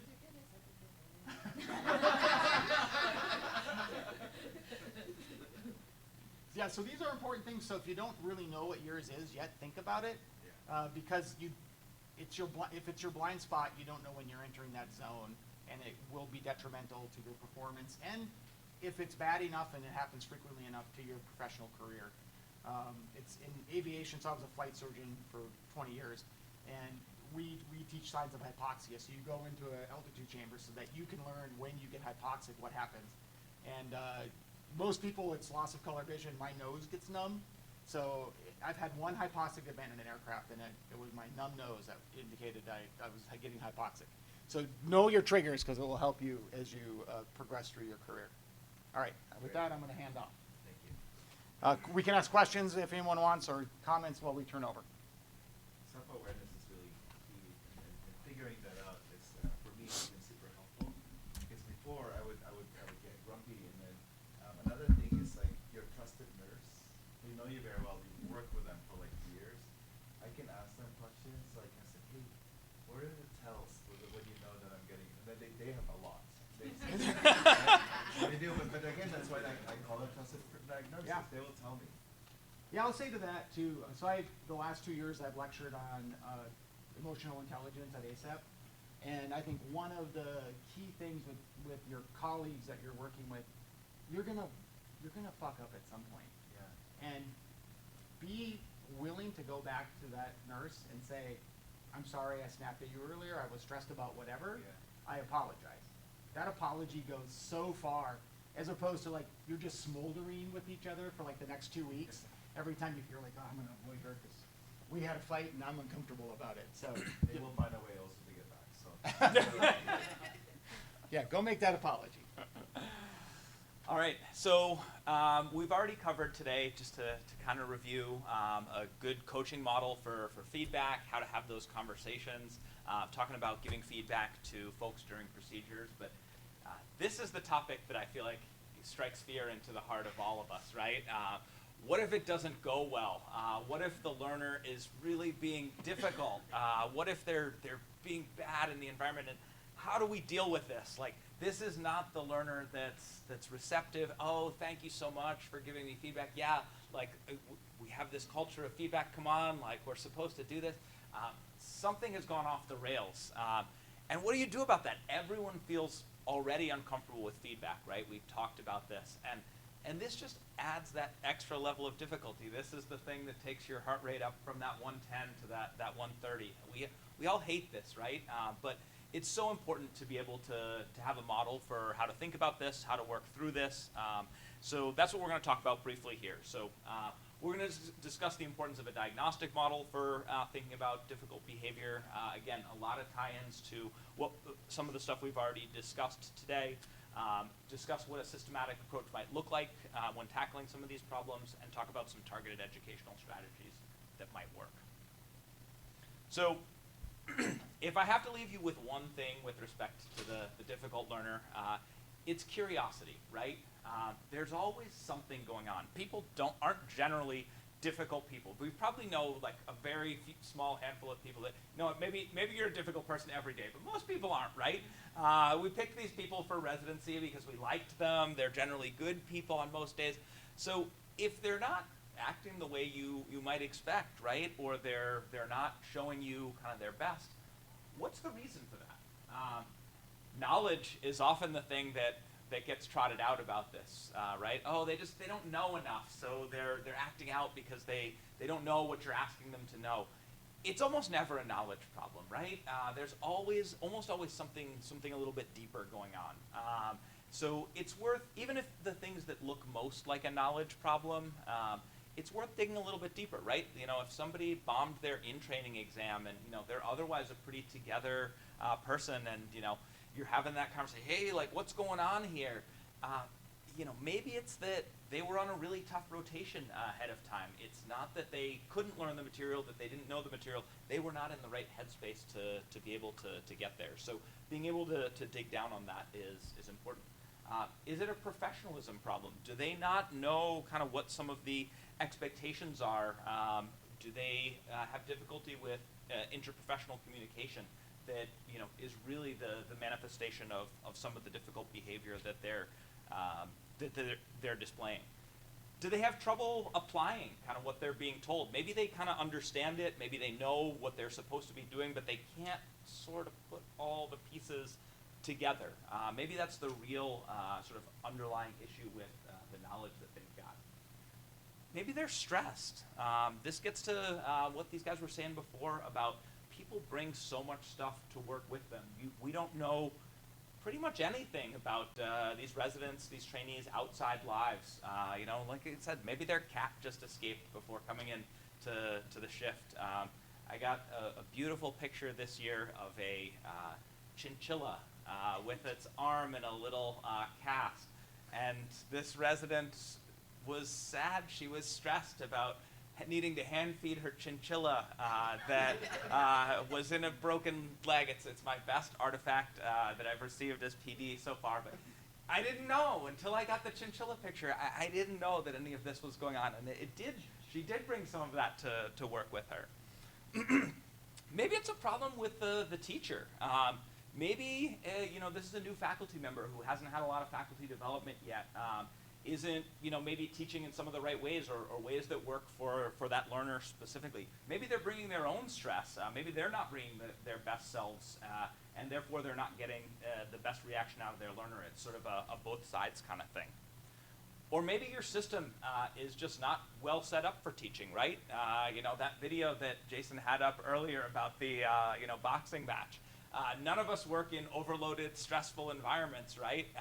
Everybody has these beautiful, you know, spaces, quiet to teach and, you know, get the best out of everybody. No, right? Like nobody works in that place. And if you do, please let me know about it because I'd like to come work with you. But you know, I think the most important thing for getting to all of these things is the idea of taking a systematic approach. So you've got to have your own system for dealing with this. And you know, sometimes the coaching models depend a little more on the idea of having somebody who's a ready and willing partner who's going to be insightful and engaging. And usually when somebody is kind of in difficulty, is feeling that frustration, you might not get quite as much of that. So this is a little more top down. This is a little more, you know, led by you. And it starts with SOAP. This is a, you know, acronym that we're all familiar with. It's not the same as the SOAP note. This starts with summarizing the problem. What is it that you felt like you noticed? What are you feeling most frustrated by? Sometimes it can feel like everything. I'm frustrated, but no, it's usually not that, right? Like, you know, usually there's some piece of it that you actually, yeah, well, really it was the fact that they, you know, had this specific negative interaction with nursing that after that everything went totally off the rails. Maybe everything else, you know, wasn't great either, but it really started with that. Or maybe, you know, it's just that their differentials aren't good and that they aren't really understanding and engaging, kind of refuse to have that discussion with you about that. So then you've got to define what is the objective behavior that you saw. If you know, it's a difficult interaction with nursing, is it they yelled at the nurse? Is it that they were dismissive of the nurse's impact or, you know, potential contribution to patient care? It's that they're not getting up out of their chair. Is it that they're not responding to secure chats? Try and drill down to exactly some kind of specific behavior, because that's what you're going to want to start that conversation about with the learner. If you just start out with something too general of, hey, it seemed like you and the nurse weren't really getting along that day, that's easier for them to blow off, right? It's easy for them, nah, you know, it was fine, I wasn't a big deal. No, like you saw something and you saw something specific. This is kind of that very down-to-earth example from the Monsters, Inc. Video. And then see if you can drill down. This is that curiosity piece. Figure out what the real issue is with the learner. Assess what's really going on. Maybe they are burned out by a bunch of stress at home. Maybe they're trying to do too much. Maybe they had a negative interaction with that nurse before and that they don't really respect their contributions to the team. Whatever it is, you're not going to be able to fix it until you understand it. So try and figure out, get to it as very best that you can. And then plan together for what a solution to this might be. Because, again, just like the you know, diagnosis could be a number of different things, each learner's plan that they're going to find acceptable, actionable for them is going to be a little bit different, right? You might have a great idea of what you think the solution is, but if the learner's not on board, they're not going to do it. They are going to blow you right off. You've got to come to a point of mutual agreement with them about how that you think that they can move forward and how you know, you think that might actually help them. So what are some ways to get here? Sometimes it can feel like you know, having these conversations, introducing some of this stuff can be a little challenging, right? You know, opening the door for some of these conversations is sometimes a little rough. I really like this rhyme framework for introducing some of this. Hey, you know, I saw you today working with the medical student. I really loved that you were trying to work in the educator role today, but you know, I felt like it was really interfering with your ability to be an interpreter and a manager for your patients. You were kind of blowing off patient care because you were spending so much time on teaching. This feels like a nice sort of non-judgmental framework for, you know, you're working here, I need you to be, you know, working on being a more accurate reporter, you know. Maybe for that basic level medical student who really, you know, can't bring it all together, that's a nice opening to be able to give what otherwise might be some really challenging feedback to them. So don't forget this RHIME model. Creating relevance. You know, you might have that off-service rotator coming through the emergency department who's like, I don't care about this. I'm going to be an orthopedist. I don't have anything to learn in the emergency department. Well, you know, you might, right? You know, maybe, you know, they should be seeing some cases that relate to orthopedics. Why don't you go see some back pain, some leg pain, because you're going to see that in your clinic too. Maybe you can find some relevance to their individual career goals. Maybe they were an orthopedist, but they were thinking about going into OBGYN. Okay, well, this is your last chance to see those kinds of patients and, you know, explore the full spectrum of medicine. So try and see if you can tap into something that is relevant to them, creates interest for them, to see if you can pull them back from a place of disengagement. See if you can do some reflection with them, trying to get them into this more productive headspace, let's say. How do you think you did? Did you think that went well? When you were, you know, that nurse came over and seemed to be, you know, kind of frustrated with you. What did you think was going on? Because, you know, understanding that where they thought hey, I thought that went fine is very different than, yeah, I thought that didn't go so well either. I was thinking maybe I could try this. Both of them are a great starting off point for conversation, but it's going to take the conversation in two completely different directions. Sometimes you can pull in techniques from the simulation literature. So the simulation folks know about the advocacy inquiry. I noticed that you know, the nurse seemed very frustrated when you know, weren't responding to her phone calls and secure chats. I would usually you know, get up out of my chair when the nurse says, I need you in room 8. Tell me why that, you know, you hesitated before going over there. What were you kind of thinking about? Maybe there's a very good reason, right? You know, it could be that they were engrossed in another really important aspect of patient care. It could be that they were, you know, focusing on something else that was really mission critical also. So there could be something very reasonable there underlying what seems like potentially unreasonable behavior. Maybe it's that they don't have clear expectations. You know, we've had this with the psychiatry rotators who might go and spend an hour in the cafeteria for lunch. That might be something that they just don't really know is not really the way things work in the emergency department, right?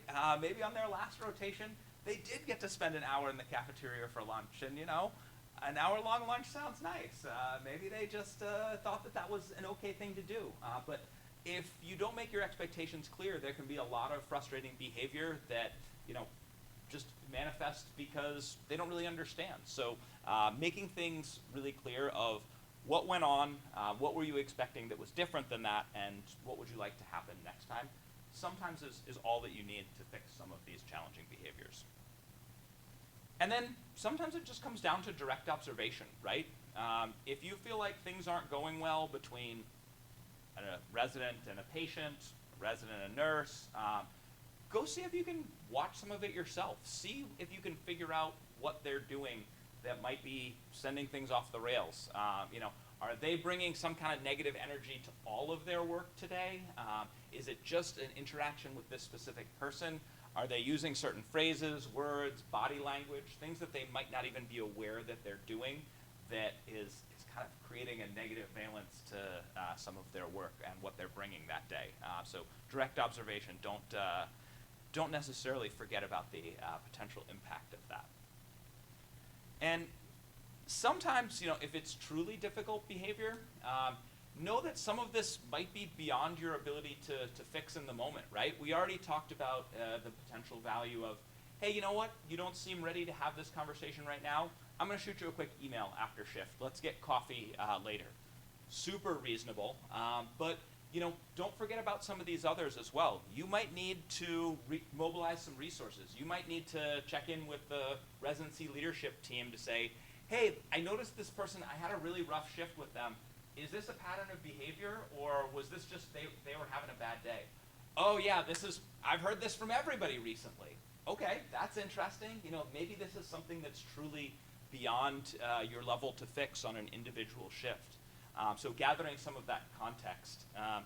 figuring out what sort of resources might be needed. Maybe somebody is really stressed. Maybe somebody is having a really rough time at home for whatever reason.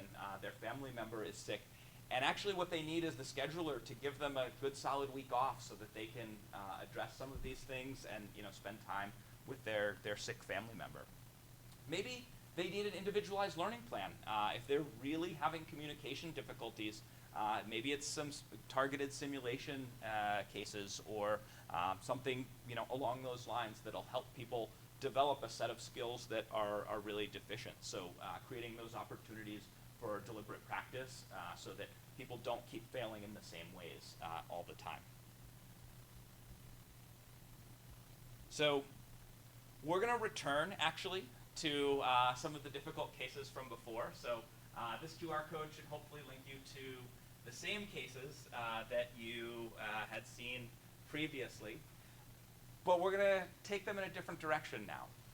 Instead of coaching a nice, reliable, helpful learner who wants to engage with you, I'm going to be up here as a difficult, frustrating learner instead. So when you've got them pulled up, we're going to start with case 1. And I want people to shout stuff out to me. How would you open this conversation? You don't know that I'm necessarily difficult or frustrating yet. How would you open it? I'm going to respond to you, and then we'll get a conversation going back and forth. So when you've got that pulled up, somebody shout out an opener. You can start with some of your great stuff that you've learned from the coaching model of feedback. What would you like to tell me?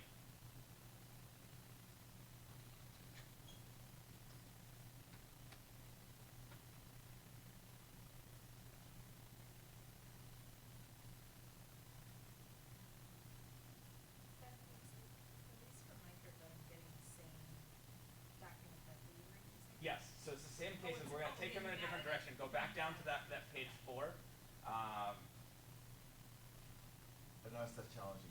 Yeah, now I'm not going to be so nice and easy to work with. Sorry.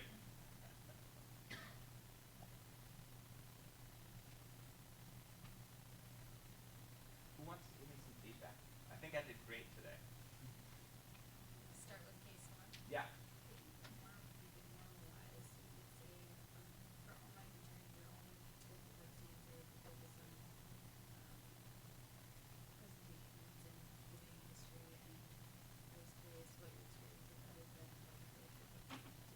I mean, it was fine. He's stable, right? Like 140s, 80s.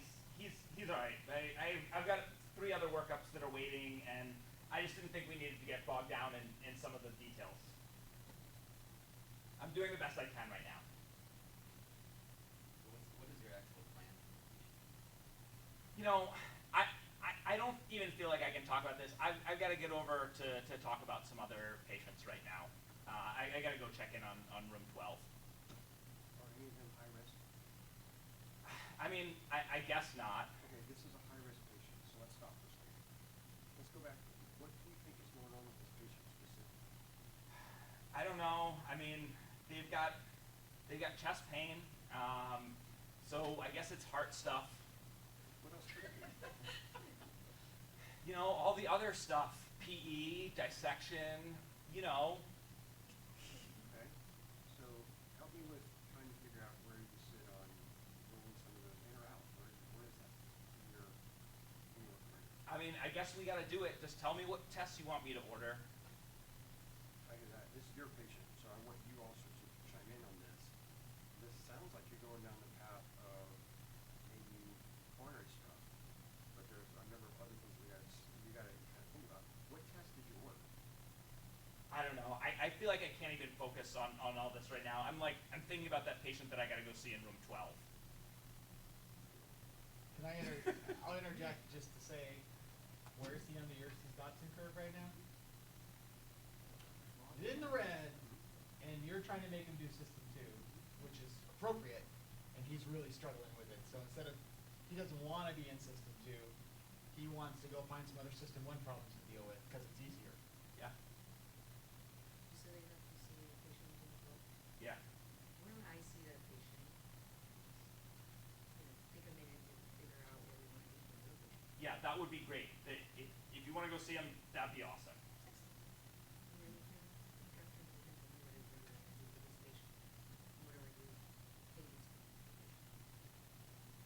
Okay.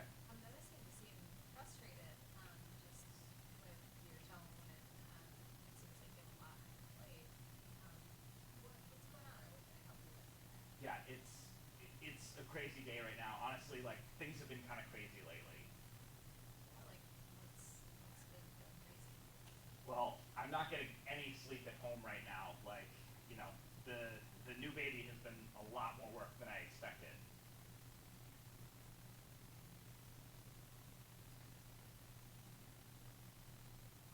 I want baby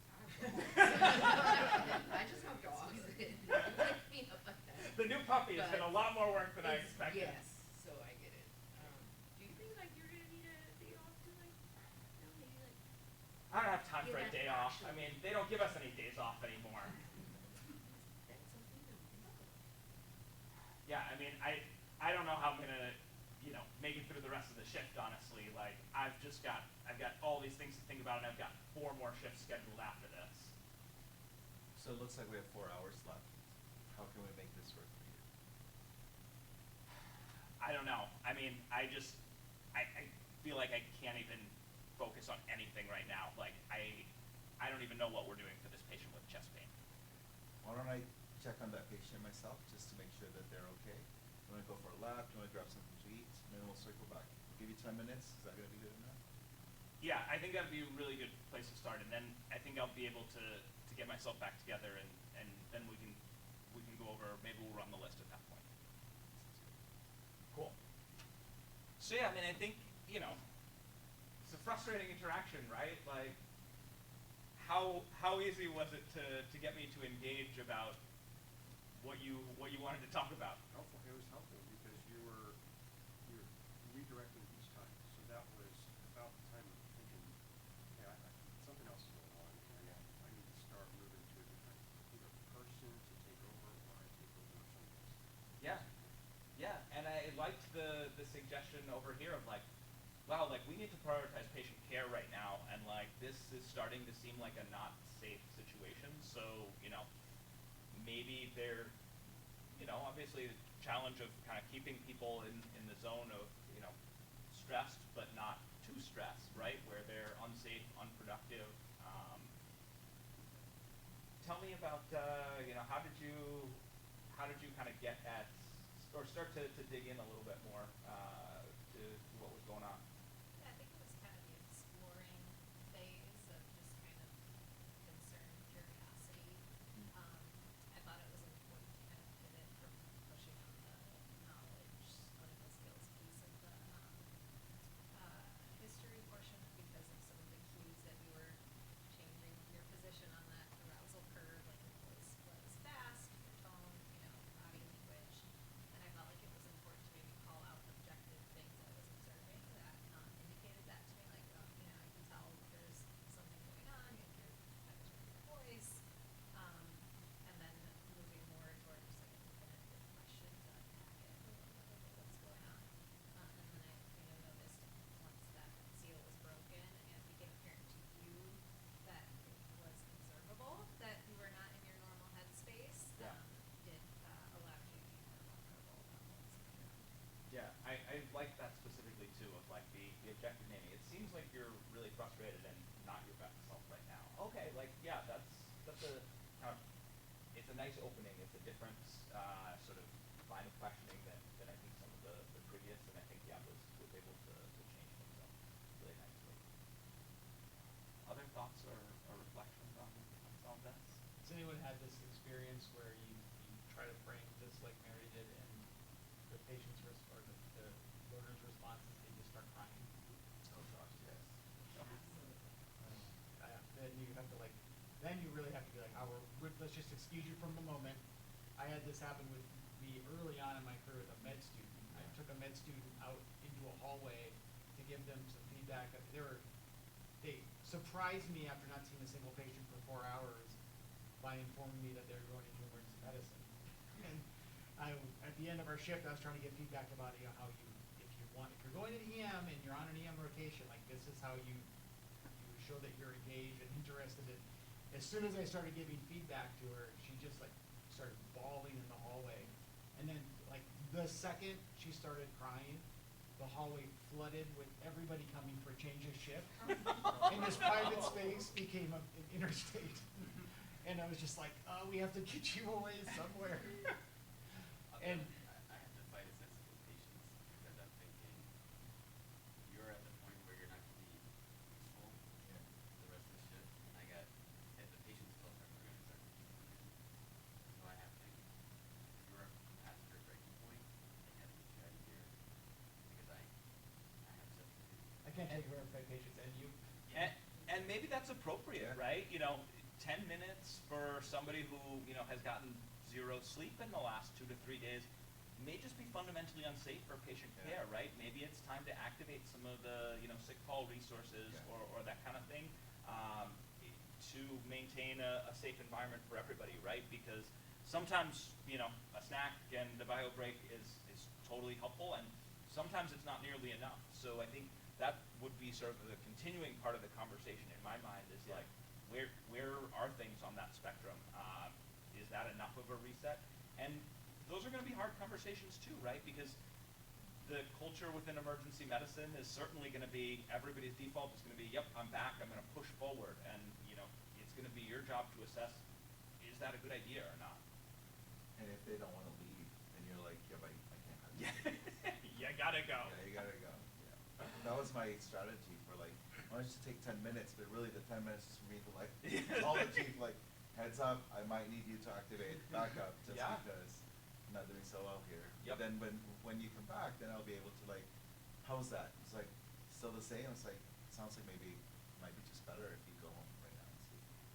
And short of this, just having to go home, which might be necessary, all of what we're talking about here is your stepwise cognitively offloading the person. Yes. It's like, let's make a list. Let's think about what patients are sick and what patients aren't sick. Let me take this patient from you. Let me go see that next patient. You're picking away to try to get them back into the green and out of the red. And I liked what you said about, are any of them sick right now? Okay, no, they aren't. Like, it's okay to take a step back and like, not feel like everything is pedal to the metal all the time. So it was a nice de-escalation. Good.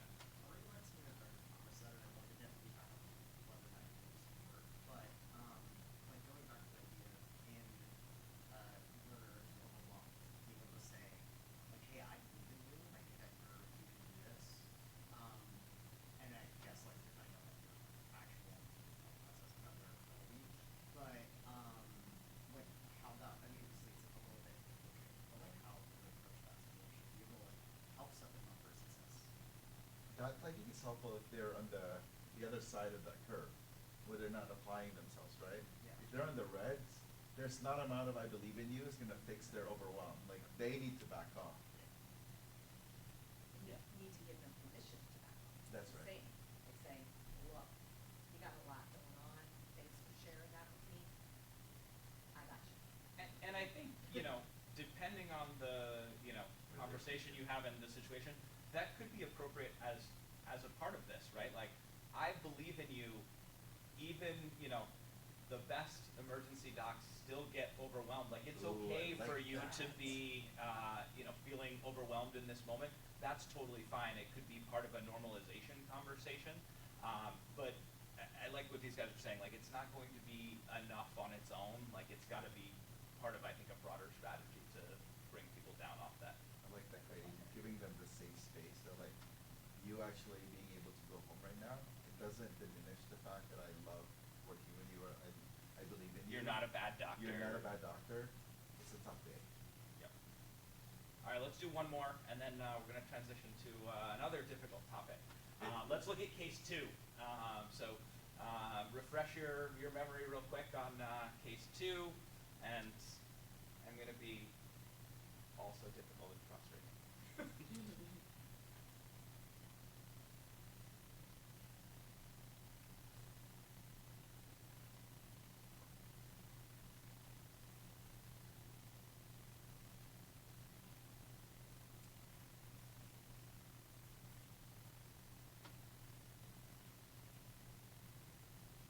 Ben, what do you think of that resuscitation?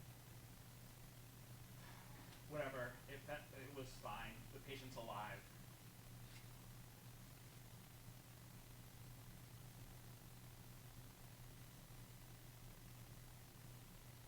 Let's dissect it a little bit more. What went well about it? I don't know. It was crazy chaotic, and now it's not. Didn't have time for a committee meeting.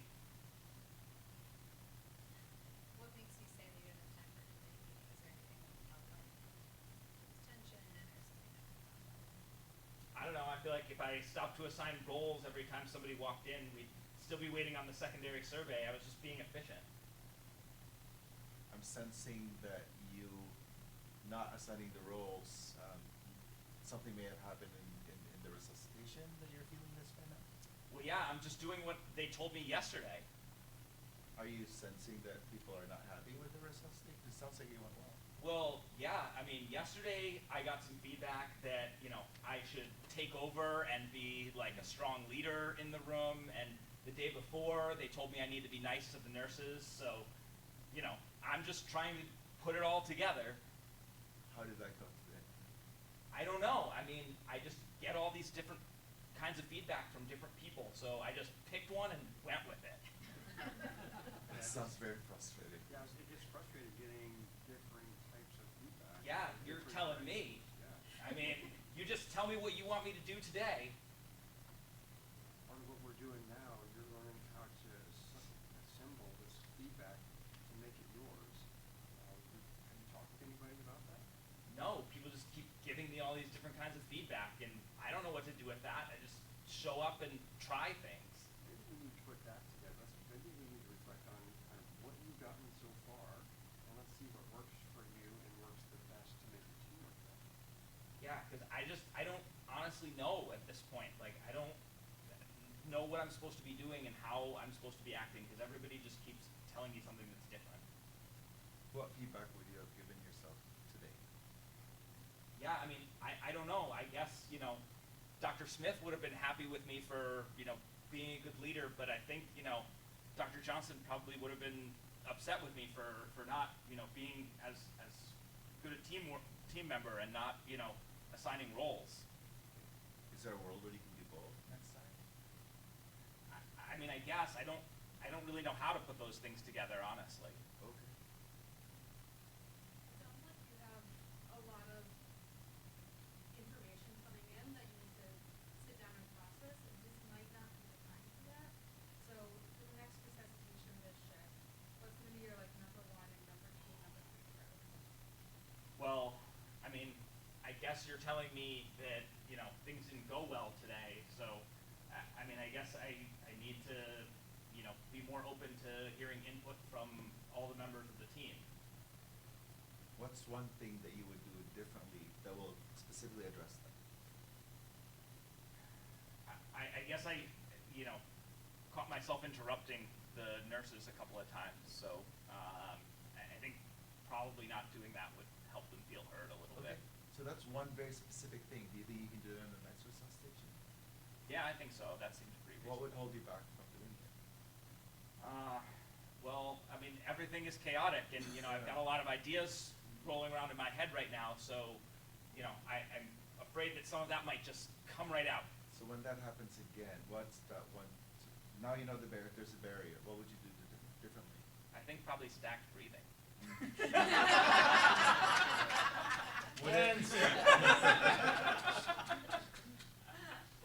No, that was great. You guys were asking a lot of questions. I feel like we're doing a really nice job sort of coming up with, moving towards what's a plan that will work for us both, right? Like, what's a plan that's really going to help that, you're really on board with.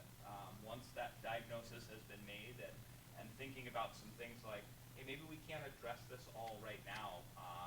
Really sort of naming that problem of, seems like you're putting a lot of pieces together. Other reflections on that? And I love how what you said and Mary said, which is really about curiosity. What was working was when we started asking you more questions as opposed to piling on more information for you to take on. Yep. It's still very much that coaching mentality of, it's not, I have all of the information that I need to convey to you as the teacher, as the preceptor, as the faculty member. You you have a lot of information and valuable perspective too. I just have my perspective on what's going on and, you know, how it integrates with the world. That's all I've got. I'm going to hand it off to these guys. Yeah, so, you know, most of what we have been talking about today is focused on learners. And, you know, we hit on the fact that there's a power differential in that, and you're trying to help them get to a certain point. But what we thought might be interesting is to pivot a little bit and talk about what happens when you have to give feedback to your teachers. Yeah, I think, you know, one of the things that's really important when we think about feedback is what the environment is. We talk about culture, but the learning environment is really important. As you know, ACGME looks at what's the clinical learning environment, and depending on the behavior of the faculty, it really rolls downhill, whether it's to the residents or to the nursing staff, et cetera. So being part of a faculty means you're part of that community. So how would you deal with various different situations, right? As the chair or, you know, a hospital administrator, stuff gets up to them, but many times can be dealt with in the department. And so we're going to run through a few cases and get your thoughts on how you might handle it. The same thing, just a little twist, because now the players are different. So the first one that we had was you're in a position where you get a request from a resident not to work with a specific faculty member because that faculty member doesn't seem to be of educational value to that resident. And so the resident says, I'll work with anyone else, I just don't want to work with Dr. Smith. That position doesn't tend to give a lot of feedback to the residents, doesn't tend to really help coach them or make them better. What would you do in that situation?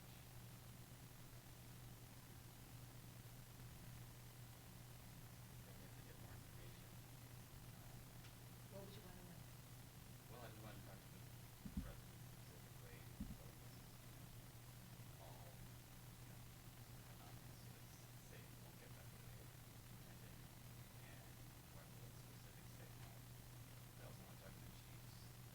And if this is a real problem, this is a problem everyone else deals with, and it was just brought up to us. You're looking for a pattern? Yeah.